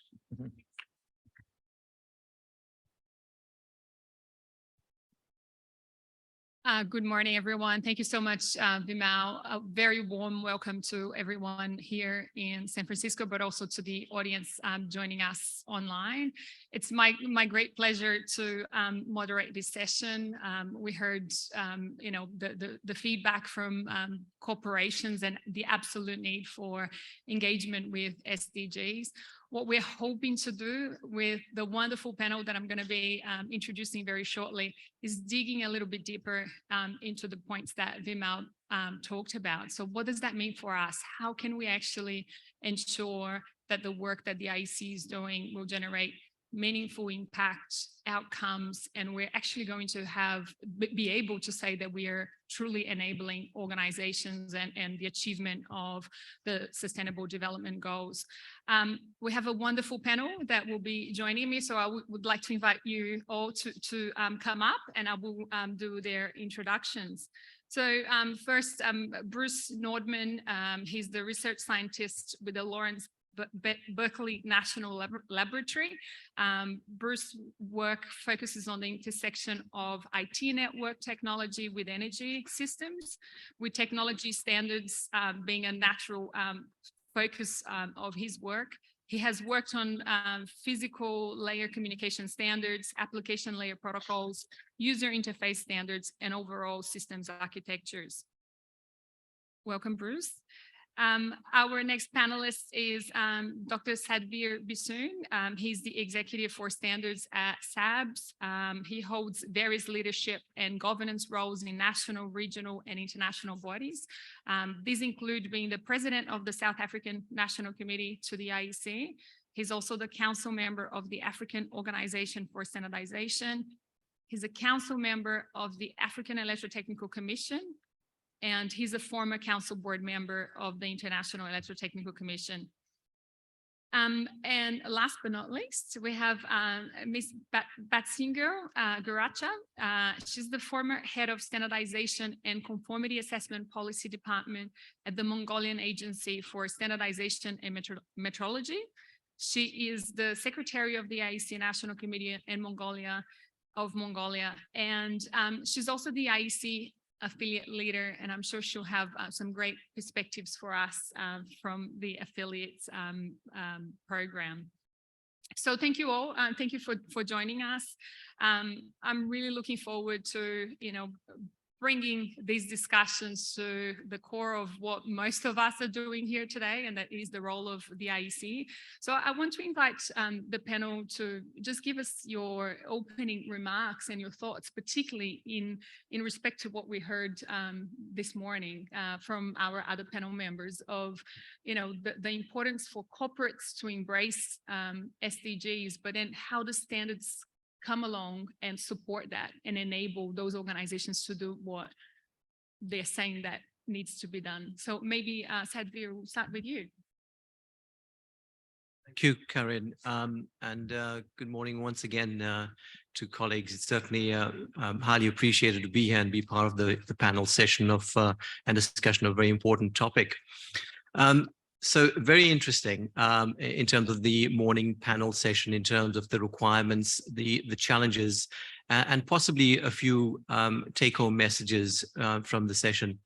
I think it's important from our perspective is to really understand the mandate of IEC and how its operating model currently, and maybe some tweaking into the future, is going to impact the delivery of solutions, conformity assessments, and aligned to the United Nations Sustainable Development Goals. So first and foremost, development of standards, provision of conformity assessment services, as well as access of standards is quite important to the fundamental mandate of IEC. And having looked at the strategic objectives of and three specific themes of the IEC, it resonates very well into the alignment with the SDGs, one of which is sustainability. So the IEC is responsible to make sure that all types of deliverables within the electrotechnical sector are aligned to sustainability issues and aligned to UN SDGs. The second point is about inclusivity and collaboration. I think we can unpack that significantly around how we move forward as the discussion evolves during the session. And the third item is about digitalization and enabling an electric society. So from an IEC perspective, in terms of what has been put forward, a few themes come into play. One is efficiency. And how can IEC, as an organization, recognized as an international organization, ensure that it remains relevant, it remains competitive in the marketplace to develop relevant solutions in terms of enabling business, and we spoke about public sector as well, in achieving their goals. Other items within this, which should be taken into consideration, is around the issue of public policy and how we enable public policy. One of the key elements within the SDGs also is around gender equality. And I think that's a very important topic that IEC is considering and needs to consider even further. And I trust we'll unpack that as well. And the last but not least is around digitalization and how we enable that. What is going to be our future deliverables of the IEC and how we now transition to that space, making sure that we manage our operating model, rather our business model, and how we enable our national committees as well. And key to this is national committees, because the heartbeat of the IEC is ensuring that national committees are aligned to the strategy of IEC as well. Thank you, Karen. Thank you. Bruce, your comments, please. Yes, thank you very much. And welcome to San Francisco and California. I was born in California and I can see this building from my office and I can almost see it from my house. So I'm a very local, which gives me the authority to not wear a tie. So thank you very much. And I have actually, I'm the only person on this panel today who isn't deeply involved in the IEC. I have had short-term involvements with a few technical committees, but nothing deeper than that, which gives you the question of what gives me the sort of standing to be here. If you go to the Sustainable Development Goal website from the UN, and you look at the graphical symbol for each of the goals, I work on energy. The graphical symbol for energy is the power symbol. And it turns out that I'm the world's expert on the power symbol. So therefore I'm qualified to speak to this area. So while I haven't worked deeply with the IEC, I have worked with many other standards committees at the intersection of information technology and electricity systems. And I think that's very instructive because I think if we looked at the last 50 years of technology, certainly the growth of the internet and all the things it's enabled us to do has been perhaps the most transformative of our, at least of my lifetime. And the internet replaced the phone system, and the phone system and the electricity grid were invented about the same time in the 1880s. But over the past 50 years, we've gone through a process of essentially throwing away our old technology and replacing it with something much better. And unlike that, our electricity grid is really still rooted in the 1880s. The fundamental principles have not changed. And so we really need to consider whether we can and should, well, I would argue we need to really rethink how we do electricity and move it into the 21st century and move it from a central unitary model that the phone system and the electricity system is to more distributed and locally resilient and self-organizing. And that's what's going to give good technology to people who have little or no electricity today in a way that's analogous to how for communications, people who didn't have phones didn't go to landline phones, they went directly to mobile phones. So what that means though is internet technology largely bypassed the IEC.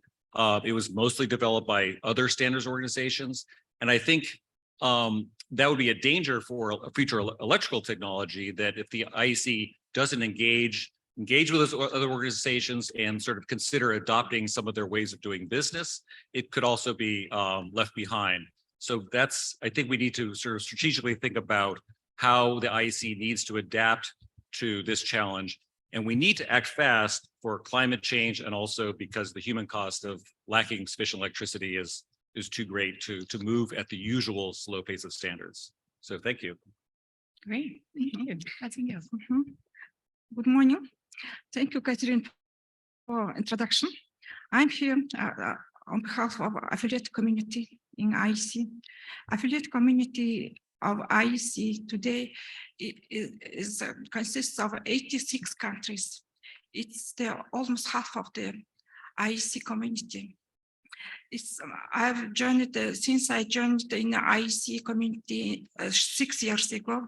I'm working as an affiliate NIC secretary for Mongolian NIC. And today I will talk on behalf of as an affiliate leader and as a standardization person. Also, I will talk as a woman engaged in IEC community.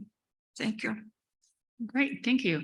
I want to start with a question, and I think, Bruce, you talked about the need for IEC to adapt. So, I mean, we know that there are a lot of things that are already on the way, and I know Sonia is going to be talking a little bit about some of the initiatives later on, but you made one specific comment as well of, the need to adapt and the pace. And we heard even from the panel earlier that we need more IEC standards, we need conformity assessment, but how do we then drive that? Is the pace right? Because the activities are coming, and how do we shift that? So maybe we'll start with you, Bruce, and flick to the others on the panel. Yeah, I guess, the pace of change in technology, and I grew up in Silicon Valley, is just so much faster than usual standards processes. And, I think that the procedures of the IEC were established a long time ago, and I'm sure they have been evolving, but I think that maybe at least for certain technical committees, there should be experimentation with maybe different ways of doing business that are more open, sort of more transparent, do allow wider participation of people, and can get things done faster. And critically, work with other organizations to divide and conquer to make sure we don't make duplicative standards and make sure we fill all the necessary gaps and figure out what's the right role for the IEC in relation to these other organizations. And I think that the systems work that Vimal was doing is probably a good example of that, of trying to take a broader view across technical committees, across organizations on how to deal with the topic area, and sort of pursuing that line more in depth, I think, is necessary. Sedvi, do you want to make a comment on that too? Sure, thank you. Relevance comes with time to market, and that's critical. So the IEC has always been, for lack of a better word, criticized in terms of time to market. Now, your average delivery time to market is 31 months, average statistics. So the question beckons, when you have fast evolving technology, especially in the digital space, 31 months, even 12 months later, your technology and your standardization solutions literally becomes redundant and at times becomes irrelevant. So the question is, how do you now get into a space, to Bruce's point, of getting a much more innovative stakeholder engagement process, which will involve the non-traditional standardizers and bring them to the party and bring in those solutions as soon as possible in whatever way it may be. It might be that you have to change your operating and business model, so be it, but you have to start thinking innovatively. COVID has shown us that we've adapted very quickly in the time of COVID. Now we're talking about sustainability, global sustainability. We should be even paying more attention towards the long-term sustainability and have these early game changes in our operation. So in addition to that, other stakeholder categories, I mean, consortia is something that has been very vocal around, including having forums, platforms, guidelines, rules that have been put in place by IEC. But the actual implementation thereof is something that needs to be looked into. I think we're good at putting in documents, forms, policies, procedures. The efficiency in terms of implementation certainly leads towards our deliverables maybe at times upon delivery may not be relevant at the time. So I think operational efficiencies are something that needs to be considered. Thanks. Great, thank you. I'm going to come back to this point, but before I do that, I just want to, absolutely, technology is moving at a very fast pace. There is a lot of work that needs to be done, but there is also this risk of a greater divide between developing nations and, first world countries. How do we address that from your perspective with developing nations within the affiliates program? How do we ensure that we are moving at pace, but we're not leaving those behind? Okay. First, I want to express my thanks on behalf of affiliates for IEC for initiating such a wonderful idea, affiliate country program, which unifies affiliate countries, and we are affiliated with the affiliate country program is trying to be in compliance with the affiliates need, and we'll conduct a survey and to be affiliate need oriented activity and recent activity from the last year's survey showed the affiliates need on SDG. The affiliates identified SDG 7 as the most important SDG, and next is SDG 6 on drinking water, water sanitization, and in this global economy of uncertainty, and affiliate community should think about the risk. We are living at the global community, risk-based and SDG-oriented thinking is required. Great, thank you. So just coming back to the point before about, processes and having the forums and the guidance, and we heard a little bit from the earlier panel about, the ticking the box type of exercise. And we also heard both from Jill and Jonathan, I believe, on, it's not about marketing exercises necessarily, but it's about fundamental cultural changes, and it's about mindset change. How do we do that? Even within the IEC SMB, we had this discussion about the linkages of standards with SDGs, but it shouldn't be a tick of the box. How do we measure impact? How can IEC do that better? And I'll start with you, Sadhvi. Sure, thanks.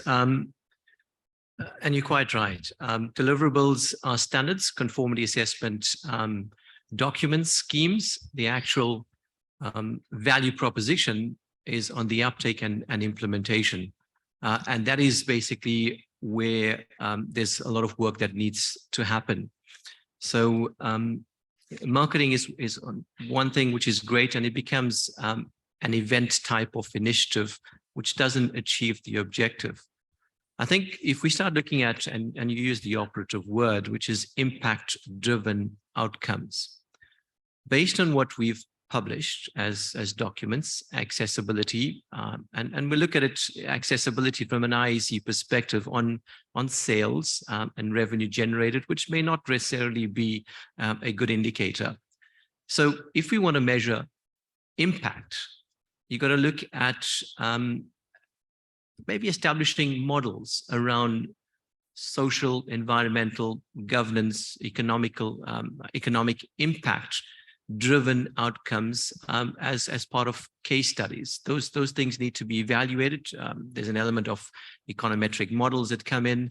Certainly, I'm not an expert in it, but I think it's an area that work needs to happen, because to the point around regulators and public policy, and we shouldn't shy away from it, because policymakers are key towards implementing and driving the United Nations Sustainable Development Goals. I mean, if you don't have a policy and legislative framework around that, and supporting business, including supporting business around incentives to implement and achieve the targets, you might as well not be achieving it from a national perspective. So those are a few of the areas that need to be taken into consideration from a policy perspective, and how we drive policymakers to take up and utilize the IEC standards.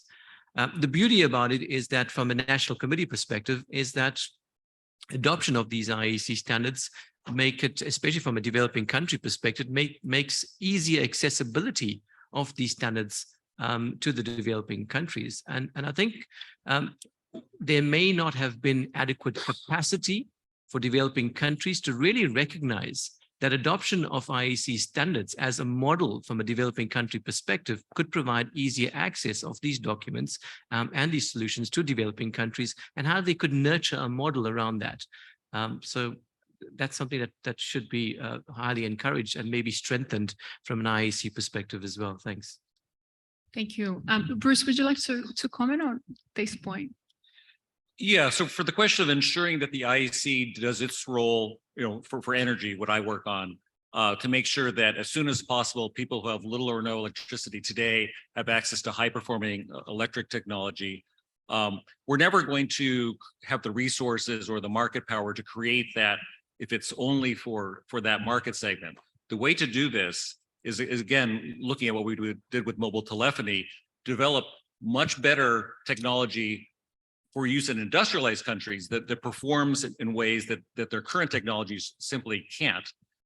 Get the volumes up and the prices down to a point where it would be accessible to everybody. I think what we found is that the best technologies are those that are simple and universal. We need to be all using the same basic technology. And so that's how we need to get to better technology for the energy access context. And also similarly, to make sure that things are more adaptable and flexible, we need to make sure that we have system architectures that enable that. And internet technology is based on a layering of technology.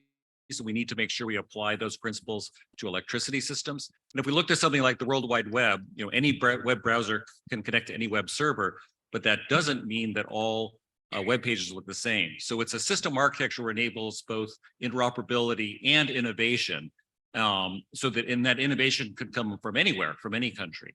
And so we need to make sure that we develop systems that can facilitate that kind of progress. Great, thank you.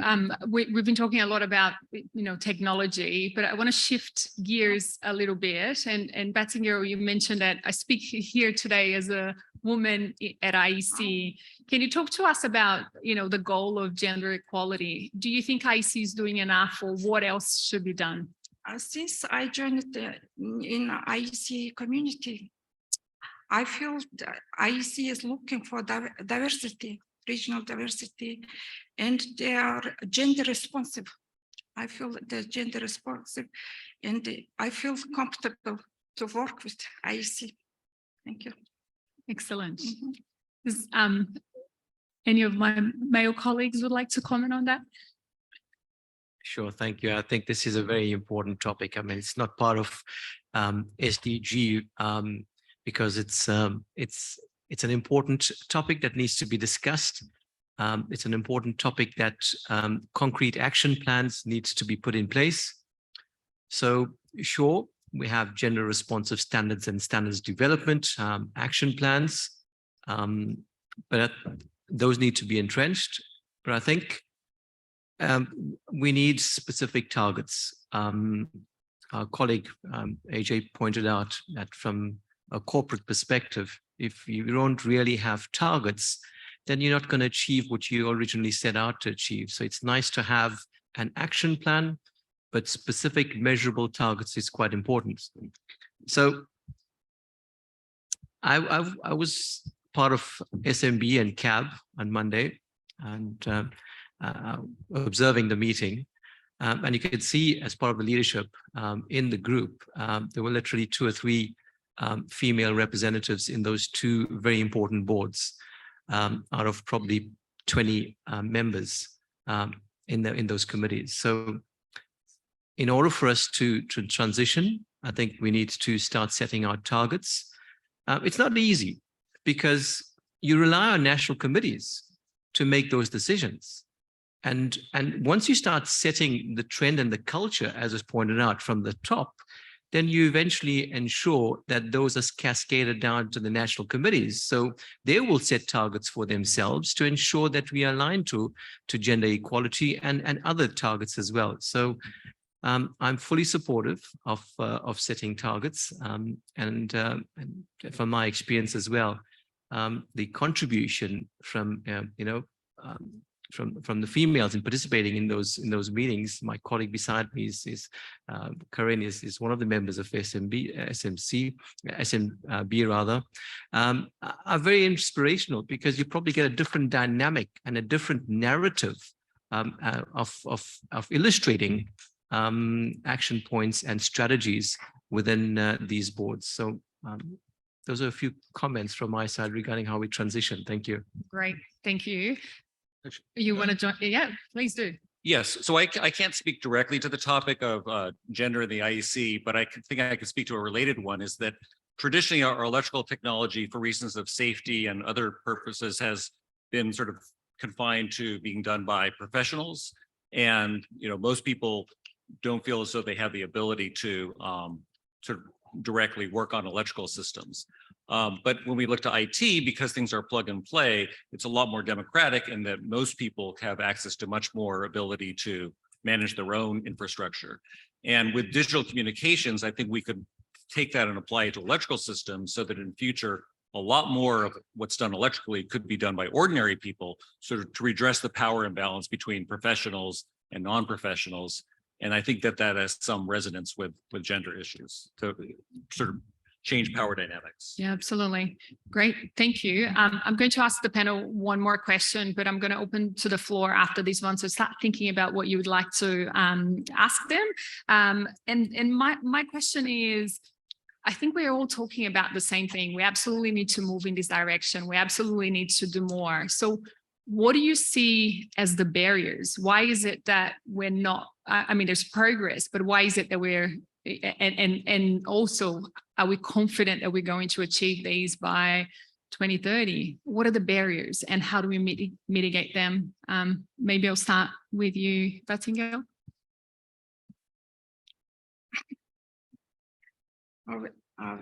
We IEC community is working for IEC everywhere for safer and more efficient work. Can you speak a little closer to the microphone? For developing country, I will for the developing country issue. IEC standards bring knowledge, transfer knowledge and technology, but in other hand, the copyright of IEC standards is limits accessibility to identify really important standards sometimes. The standard, I apologize for saying that because the program is a free program. But however, to achieve the goal IEC, we developing countries need to have more visibility before they choose the standard. That's why IEC affiliate country program needs to revise the in IEC and need to revise the distribution model of IEC standards to the affiliate countries. Great, thank you, Bruce. Yeah, and for what I do, the biggest barrier that I find is people's sort of limited imagination about how the future could be. And many people will only want to take small incremental steps. And if you make your steps sufficiently small and incremental, you can never get to a much better place. And just to have people imagine that we could have much better technology and then kind of work backwards towards the present and figure out how to get there. And just to think that that's actually possible, because only by thinking that it's possible can you actually achieve it. And to meet our SDG goals and our climate goals, we absolutely need to have that more ambitious thinking. Great, big bold goal. Thank you. Thank you. It's a very interesting question, because you could put it as a barrier, but you could look at it as an opportunity as well from an IEC perspective. So IEC has a fantastic structure. Everything that we are talking about now has an element within the IEC structure. You've got a conformity assessment board, you've got a standards management board, you've got your marketing strategy boards, looking at all the facets of what's, how we need to manage an international organization. What are the opportunities for us would be, and it's a few, we have elaborated on a few, is how do we get new standardizers or new opportunities for the non-traditional standardizers into the IEC community? That's very critical. And more important, consortia. How do we recognize them? And how do they play an important role in the operating model?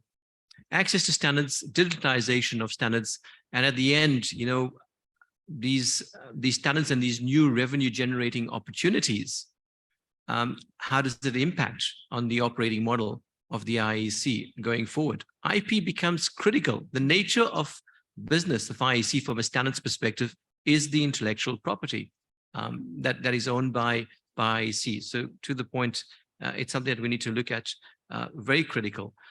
Partnerships, and it's goal 17. Partnerships are critical.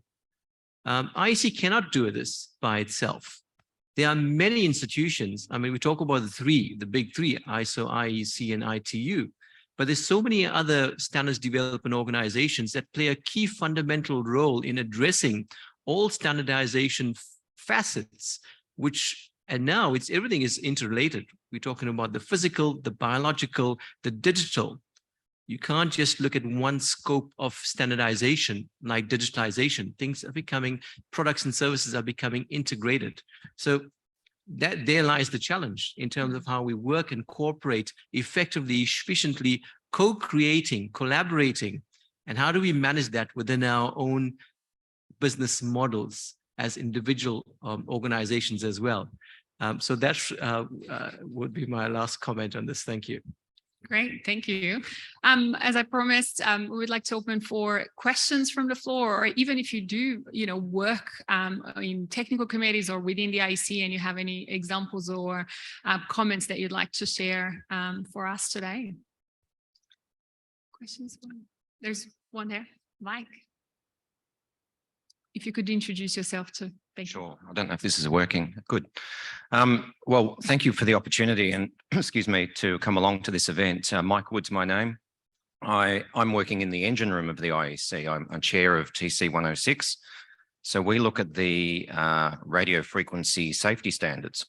And the best example of that is how we can look at the safety of 5G, the new networks, the new devices. And to your points earlier, how can we do that quicker? I guess I've got an observation, but I've also got, maybe a suggestion on the sustainability goals. And you talked about the ticker box forms.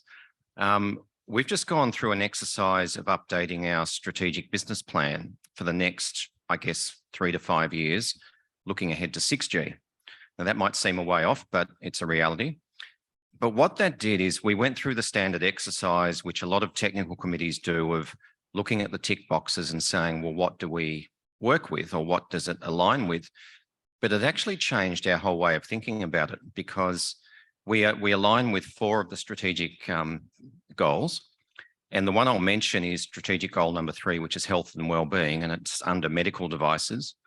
Now, when we think about it, because a lot of the younger people are working in our technical committee and they really embrace this opportunity, it's not just a tick box exercise anymore. It's about, okay, we can really make a difference. If in our strategic business plan, we can work on getting faster standards, preserving the quality, that is actually going to make a difference. And it did. And I'll give you an example. We set a challenge in 2017 of getting our 5G standards 2 years ahead of time, because they were bringing the technology forward. A traditional method would see us out of date, like you mentioned before.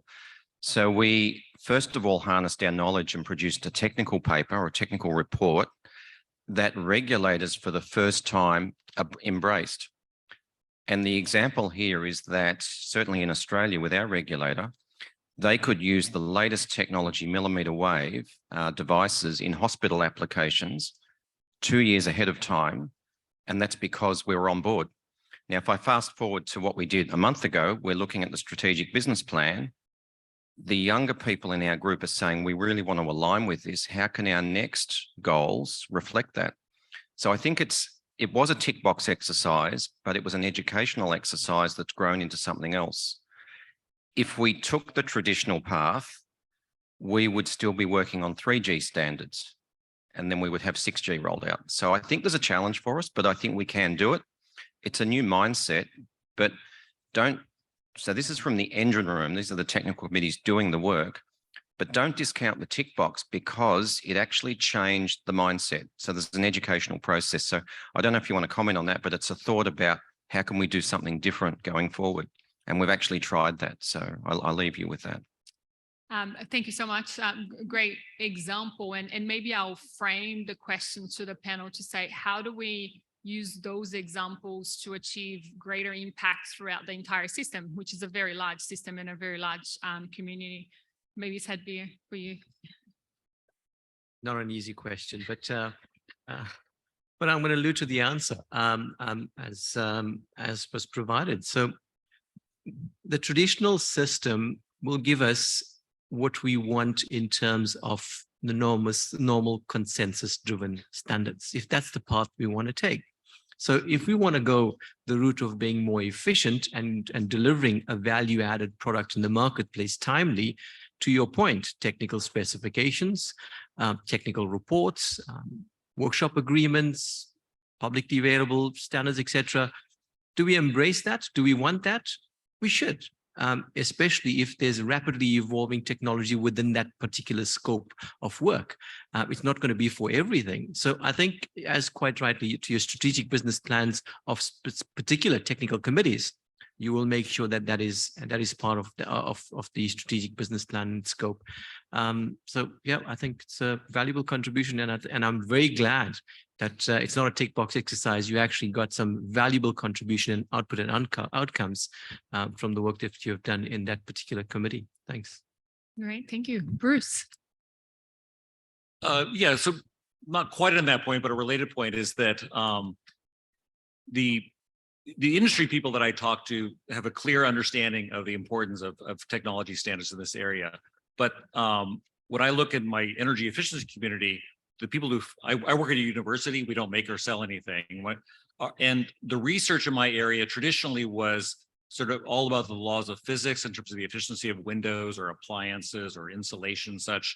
But in an IT-oriented technology, it's really the standards which play the role of the laws of physics. And our funders, the electricity system regulators, energy policy people really don't understand the importance and critical role of standards in either allowing something to happen or, either prohibiting or mandating something which is much better for our goals, which could include the SDG goals. So there's definitely communities out there that aren't up to speed on the importance of standards for energy systems.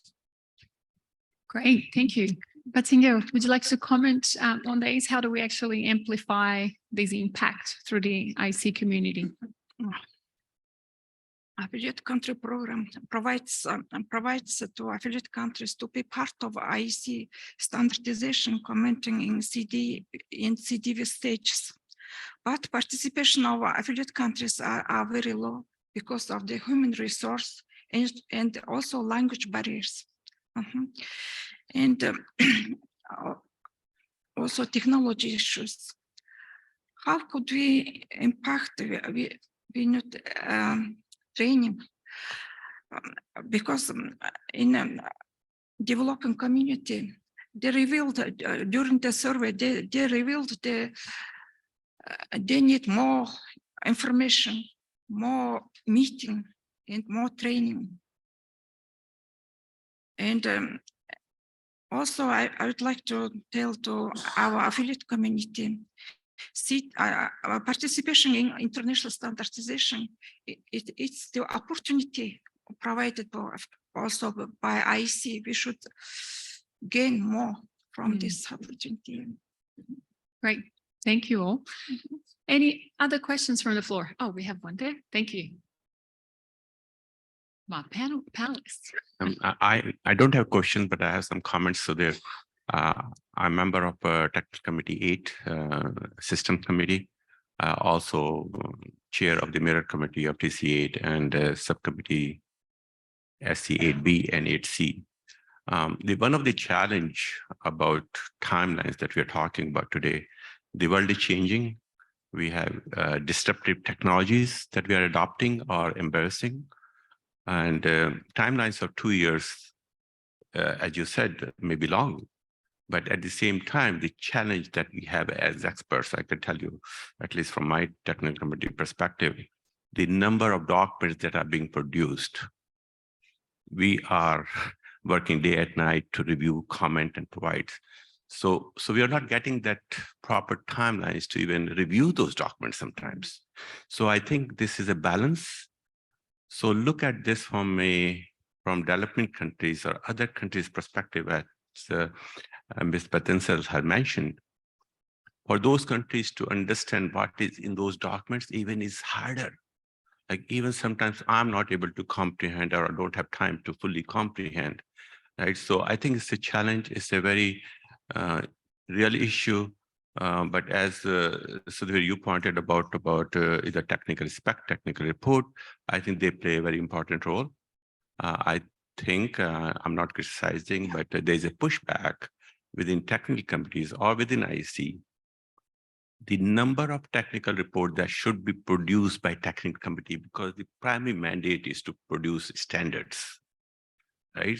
So there's a balance on their side. That's a real discussion that we had just in plenary sessions recently, that the number of documents that we have are either technical spec or reports versus standards. So these are challenges. I think we have to just do our best and adopt technical reports as the first seed documents, if you want to call it, and move forward. Thank you. Does anyone in the panel want to come up with suggestions on how we address that challenge? Come on, Sadhvi, give us a hand. Well, quite simply put, rules are meant to be reviewed and rules are meant to change. So we can't stick to old rules and be dictated by old rules if the world is evolving and changing. So it's something that's a take-home message for which needs to be transmitted to the boards who are managing and setting out the rules together with the various committees. Thanks. And is there a question here as well on this piece around the resources? So don't we have enough experts, and why is that? There was a very interesting discussion yesterday around the IEC forum around the value proposition of the IEC, both from a participating perspective, but also for users of standards.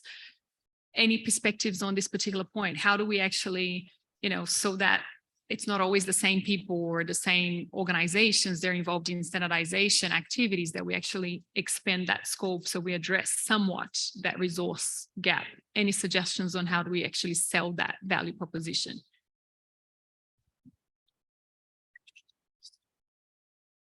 So expertise in general are in shortage. I mean, any national committee for that matter will tell you. There's more than 200 IEC committees, significantly beyond that, and the scope is quite large.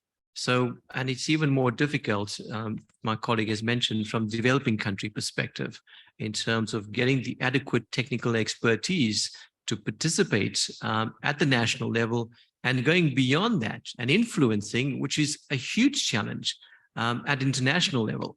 That's an element of capacitating. It's an element of engaging. It's an element of influencing, which some developing country experts, etc. You might have the expertise, but how you articulate and get the message within a broader community, international, is quite challenging.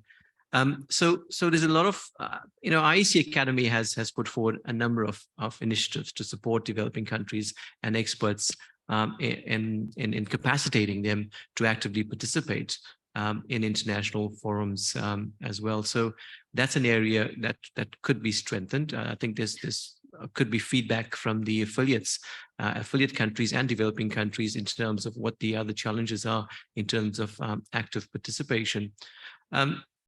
But again, traditional participation needs to be looked at in terms of the experts. So you got to understand that there's the next generation. I mean, the IEC Young Professionals program has been running for 12 years, a very successful program. And it's just not a program whereby we're getting 2 candidates on an annual basis to come in from different countries, but you go back and then what do you do with those 2 candidates, how they now get a broader community of young professionals and expand and mature your young professionals to make sure that you run a mature succession plan in technical committees. So there's a wealth of actions that need to happen as part of young professionals program as we take it back to the national committees to encourage their participation and to create the greater degree of diversity of participants and creating those expertise for generations to come. Thanks. Great. Sorry. Thank you. Yeah, so I work on technology inside of buildings as opposed to technology on the utility grid. And I think a lot of electrical technology has been such that you really need to have a lot of diverse expertise to understand systems because of the way that things are interconnected with each other.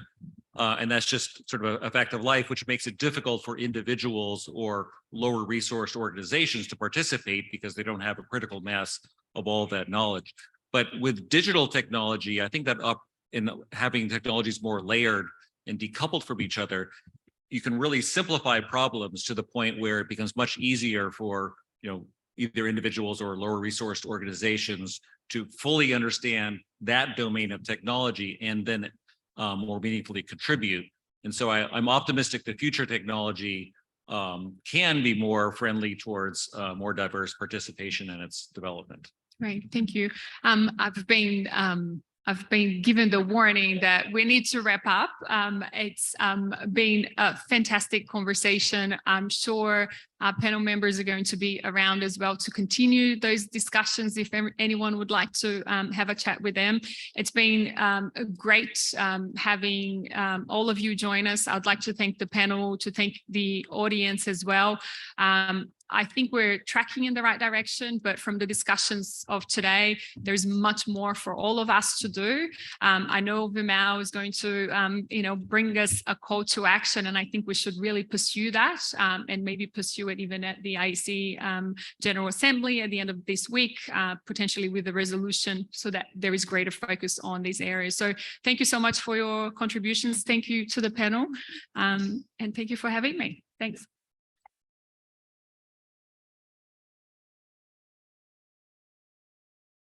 Excellent discussion. I think I take the blame for bad planning because the first session should have been at least 3 hours, and this panel definitely another 3 hours, so that it would have been a full day session. Actually, next time we'll do a better job.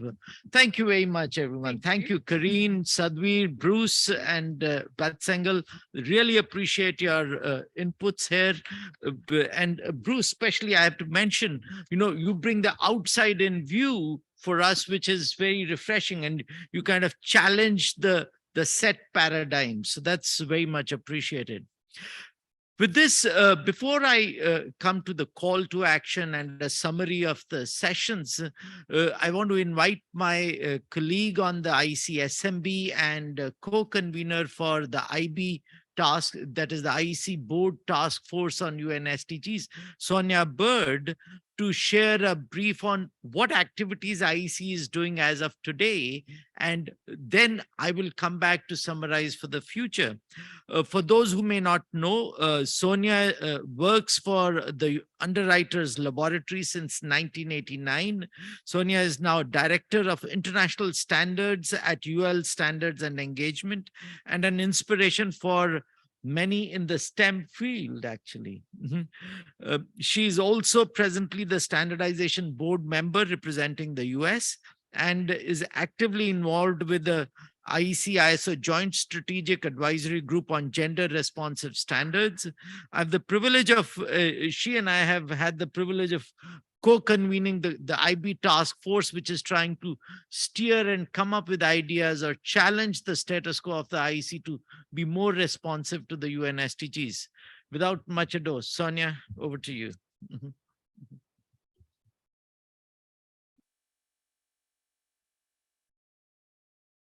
Thank you, Vimal, and thank you, everyone. And thank you to both panels. Elena, you're still in the room? Yeah. Were those numbers a little bit better? After the first panel, our good friend Elena Santiago came up and she said that panel was so good, but where were the women? And I told her, I said, the next panel is going to make up for it. So, we can't be on everything when there's only, what I think 400 women here out of 1,800. That's not really going to work out to where we can be everywhere. But I just want to give you a real brief overview of some of the changes that have been put into place related to the SDGs. We've heard today a lot of, I'd say, really positive ideas and thoughts and next steps, potential next steps. But what I just want to take the next few minutes and share with you some of what we have been able to accomplish within the IEC. So the IEC first began work on the SDGs in the year 2016, and then the ad hoc group established under the SMB was mentioned earlier. That was established in February of 2019. And that had the objective of educating and motivating the IEC community about the SDGs. And with Vimal as the convener, you know, there was a lot of motivation going on. He's very motivating and inspiring, I think, to all of us to work on the SDGs. But as a result of that, there was a report published, a 58-page document that detailed how the IEC work directly impacts the formulated targets of all 17 Sustainable Development Goals. And the report shared that electricity and/or electrotechnology touches almost every aspect of life on Earth. And it proved that IEC standardization work is central to the development of global consensus on technologies, ensuring their safety, value proposition, and impact on sustainability. And the IEC and the ad hoc group coordinated mapping of the IEC standards to the 17 SDGs. And it's already been said today that the IEC standards do contribute to all 17 Sustainable Development Goals. But that mapping was kind of backwards looking. It was really looking at where the standards that exist right now have some impact on the Sustainable Development Goals. And we want to really start thinking more forward, be more forward thinking as we address the SDGs. And so the ad hoc group worked hard and developed some language to modify some of the forms and the templates that exist for the technical work of the IEC. And it's funny, several times today we have said we don't just want to check boxes. That is kind of what we began to do, though, with really trying to begin to raise awareness of the technical committees about the Sustainable Development Goals. And we did introduce text into a number of the forms and templates to, again, get the technical committees to decide and really indicate if their standard has an impact on any of the Sustainable Development Goals. And the ad hoc group recognized for the IEC to be most effective in addressing the SDGs, a coordination body spanning all the boards was needed. And so the ad hoc group actually recommended better coordination at the IEC level. And at that point, the council board, it was a council board at that time, formed a council board task force to address the Sustainable Development Goals, with the intent that this group would include representation from all of the boards, from the MSB, the CAB, and the SMB, as well as others, the larger community. We've included within that young professionals, and you know, Bat Single, who is up here on the stage, has been very active in that group as well from the affiliate countries. And that group came together to support development of a collection of valuable video contributions from CEOs of global companies. And the videos provide insight into the importance of those organizations in considering Sustainable Development Goals and the obligations of organizations to contribute to those goals. And there's a link here to the videos that exist right now. And we also want to invite other organizations to provide their testimonials and statements as well. And the task force, sorry, wrong one. Yeah. We also organized a public webinar, Strategic Dialogue on UN SDGs, which was held December of last year. And it was another very high-level webinar conversation that took place with executives from Schneider Electric, Legrand, and UL Solutions. And that webinar is still available for viewing. If you haven't seen it, I would encourage you to take a look at it. The SDGs have really caught the attention of the world. And now more than ever, the SDGs are in discussion in almost every forum. And we've heard that many times this week. I think every meeting I've been in, the SDGs are mentioned at least once. But it's focus of both the IEC standards and the conformity assessment side of the IEC. And we really want to continue to focus on how IEC can support the efforts to achieve the goals, targets, and indicators. During the past year, the task force undertook work to listen to the IEC community and reach out to entities beyond the IEC to take note of activities relevant to the SDGs. In fact, Senegal mentioned earlier the survey that took place of the affiliate countries, and we really are trying to listen hard to that input. And we continue to see positive change. This is a statement that came out of the Conformity Assessment Board just earlier this week.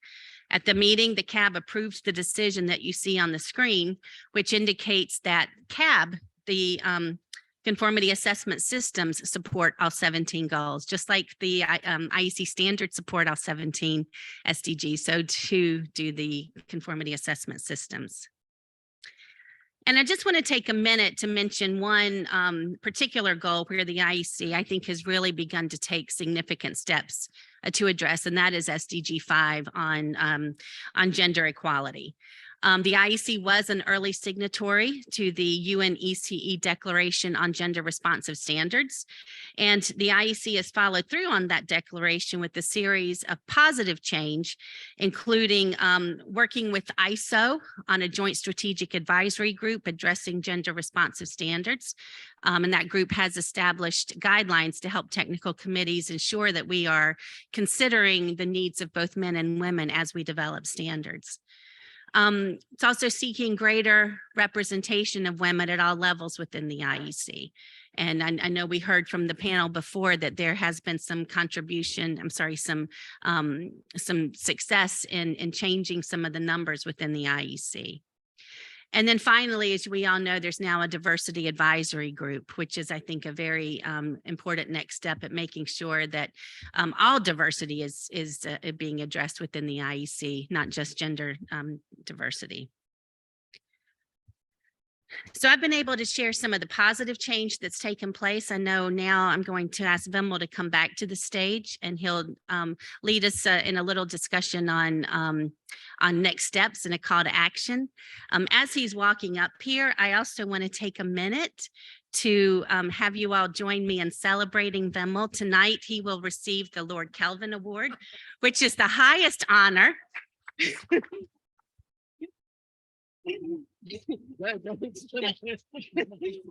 It's the highest honor given by the IEC, and we all know what a great job Vimal has done with the SDGs, with the LVDC work before that, and it's my pleasure to be the first to congratulate him today publicly. Thank you, Sam.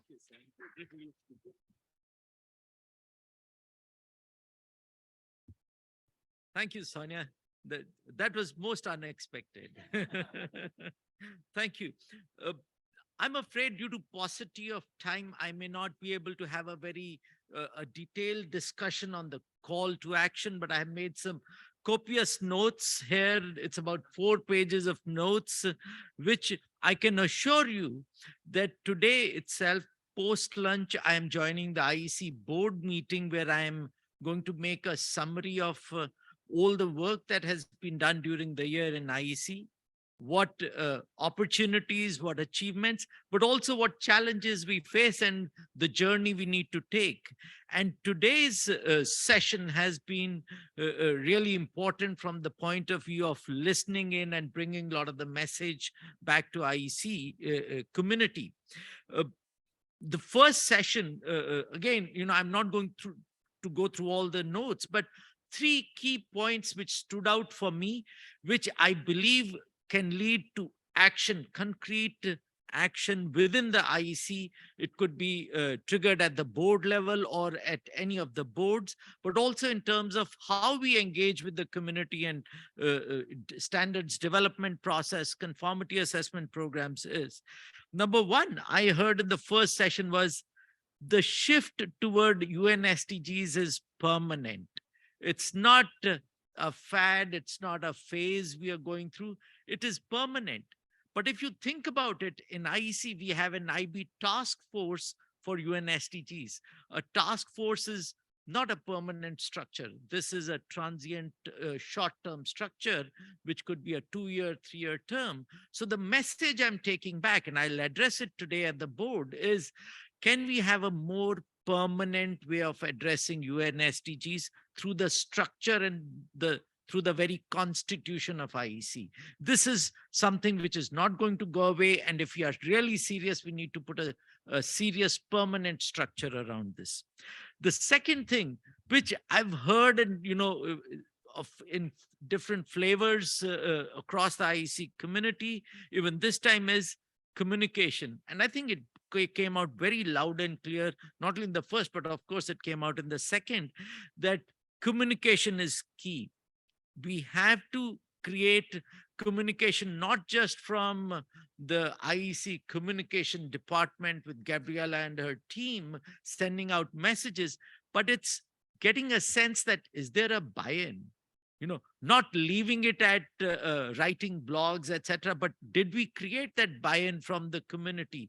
Did we resonate, or did our message resonate with the policymakers, regulators, funding agency? It was mentioned in the second panel. So getting the message to resonate, to create a buy-in, I think that is key. And I think that's the other thing that I got from the first panel. The third, I think, again, I have to mention, was something we were aware of, but today at least I see the direction that IEC needs to take. The point on greenwashing. And the other term I've heard was SDG washing, that, hey, we have been doing a lot and we are there in this for 100 years. Of course, we provide electricity. It's not about that. It's about making sure that we walk the talk and actually also talk the walk that we do. And in that sense, in greenwashing, a good point that came out in the first session was that perhaps a conformity assessment program or a system which can enable entities and corporations to especially look at their own work and say, do we conform to what is required by the UN SDGs? And so a conformity assessment opportunity lies in front of the IEC, and this is the other message I got from the first session. The second session was excellent, and I think thanks to some of the outlying views, in IEC, we get too fixated to the rules. Hey, we have rules and procedures and we need to follow the directives. Of course, directives are there, but that does not mean directives cannot be changed. I think it came out loud and clear. I think Bruce made a very beautiful point about we need to experiment. What's the point if IEC has excellent rules? We take 31 months to develop a standard, and by that time, the technology itself has evolved several cycles. That's the pace of change. IEC itself was born in 1906. Maybe at that time, technology did not evolve as fast, but today it is evolving much faster. So we need to make sure that our processes, systems, procedures, and directives are resilient enough to catch the wave and prepare and bring to the global community standards at the right time. Thanks to Karine and all the panelists, the point on gender responsiveness also came out very loud and clear. And I think while most organizations have talked about it, I think what came out clearly was, and I think this is the message we take in IEC, where are our targets around this? We need to set targets. It's not just enough to say that, hey, we will address gender responsiveness and gender responsiveness through the process of developing IEC publications, but also make sure we set targets for us. And once we set targets, then it makes more sense to have these plans. What's the point if you don't even set targets for yourself? And the third point that came out was very clearly, I think it is connected to the point on communication. Regulators, funding agencies, policymakers, many of them are talking our language.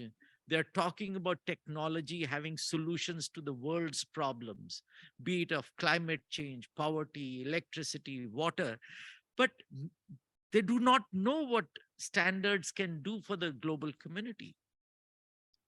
Maybe we are missing a whole opportunity of engaging with them. So some way that we can be more proactive in engaging with these key stakeholders. They are already driving this agenda. We need to make sure that they understand the value of standards, the value of conformity assessment, especially consensus standards, and then we can leverage known technologies for benefiting the global community when we try and address the UN SDGs. These are the key and core messages, and I'm already overshooting my time by 3 minutes, but thank you so much. A round of applause for all the panelists and the moderators.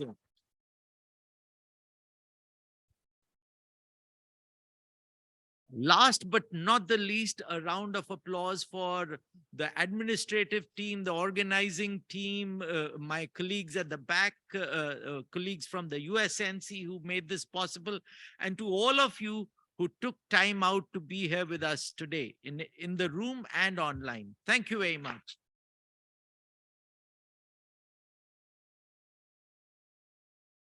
With this, we conclude this session. Thank you very much. Have a lovely day. And remember, this is all for building a better future for our children and grandchildren. Thank you.